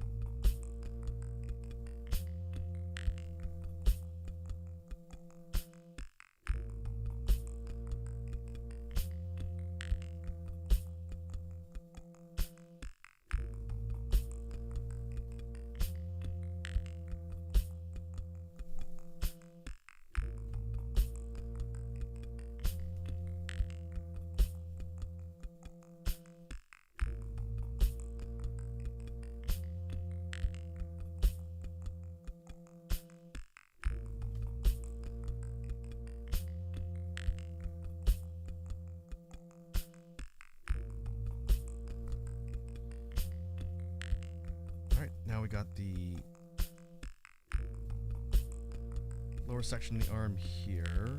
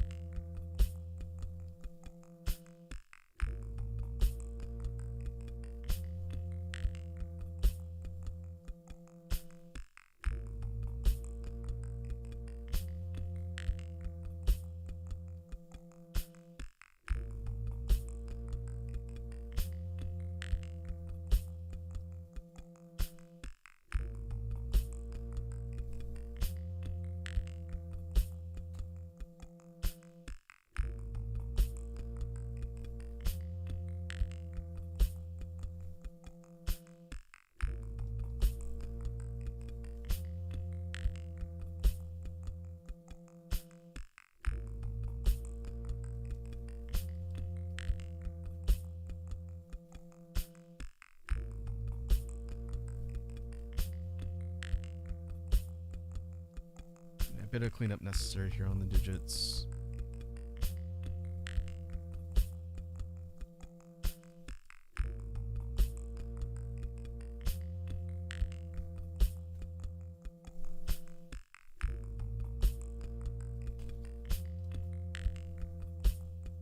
Save this. Be very bad to lose all this work so far.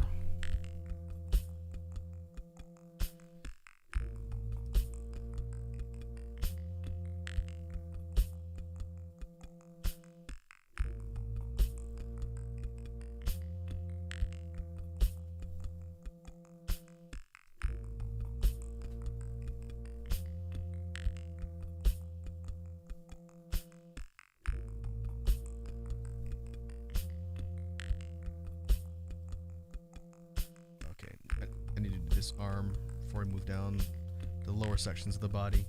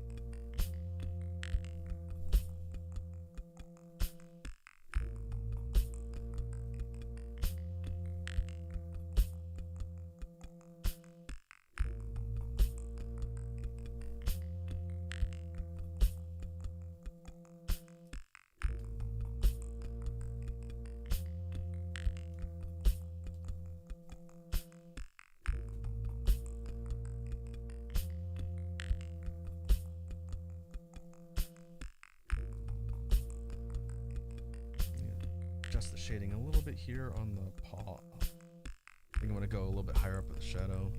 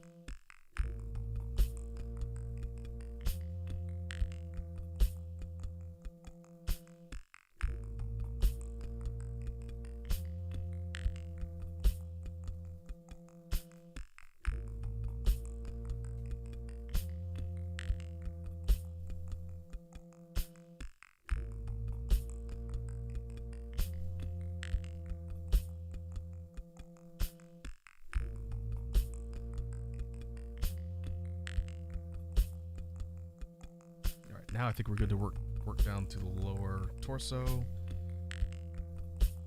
and the lower limbs.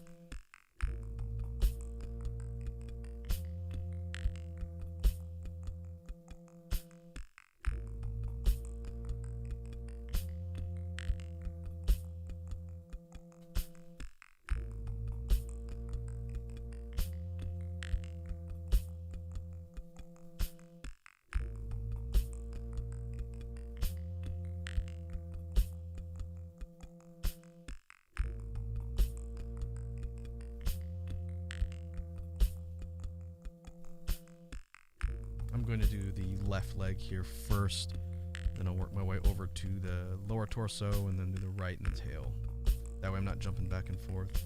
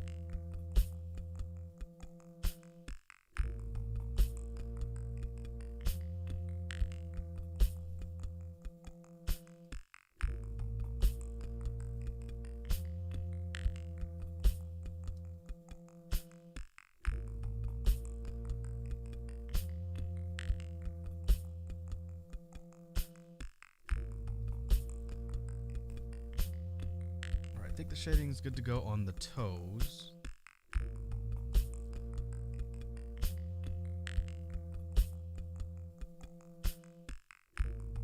Now we do the other leg. I think I need to clean up the sections here. I was a little bit generous on the first pass.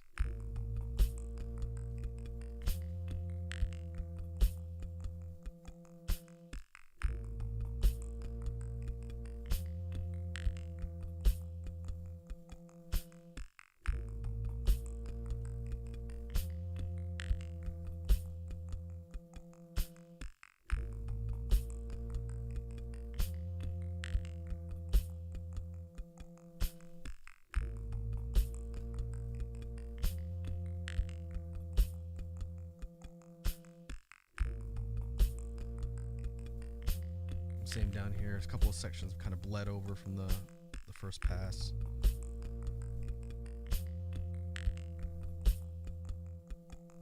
Just clean that up here.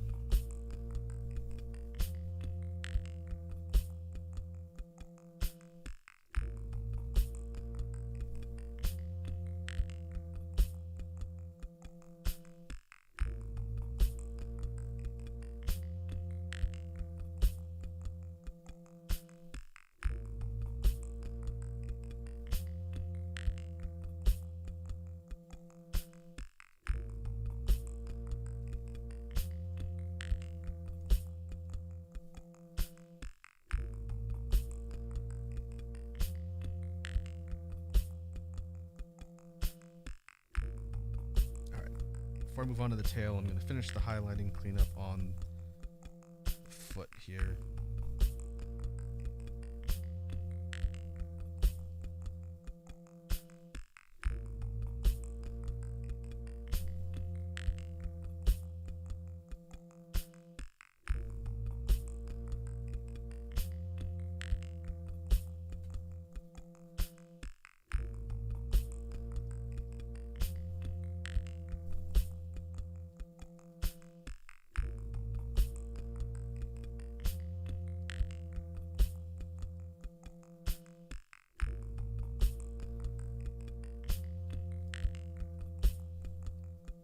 Okay.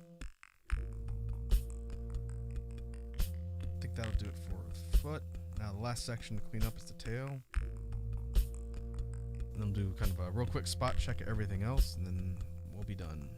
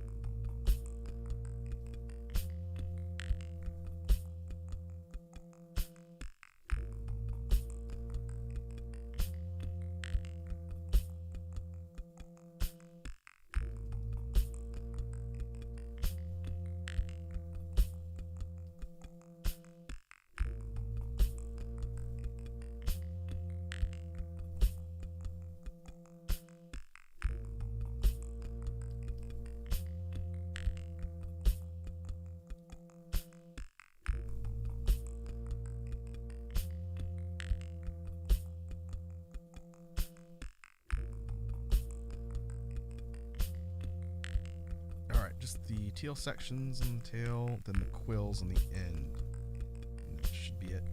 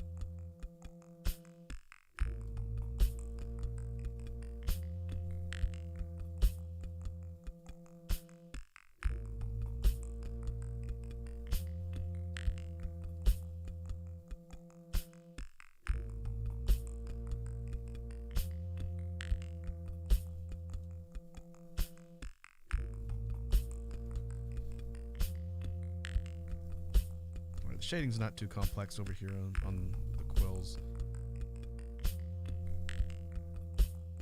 The first pass was good enough, I think.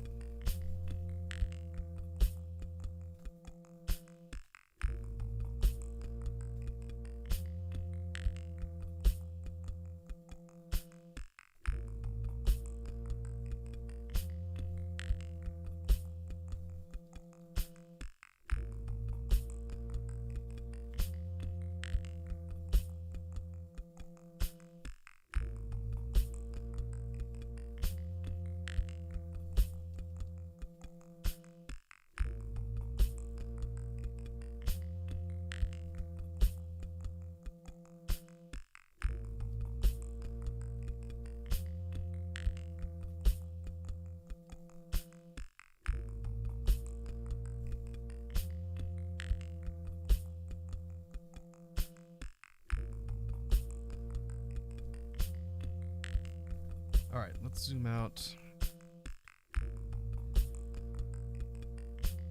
Do a quick spot check of all the sections that we've shaded. I'm gonna give myself a bigger eraser here so I can clean up sections if I need to.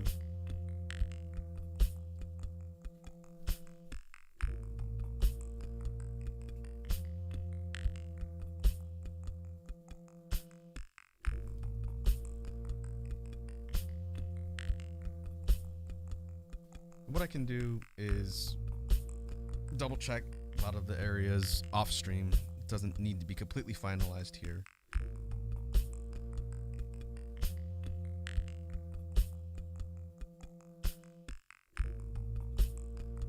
I'll go ahead and zoom all the way out.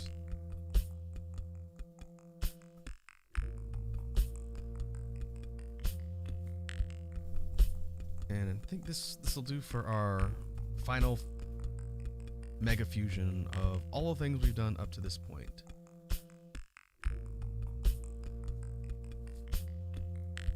We've got the Volvidon, or quote-unquote bear body type for the final fusion, and we have components from all of the individual single fusions here.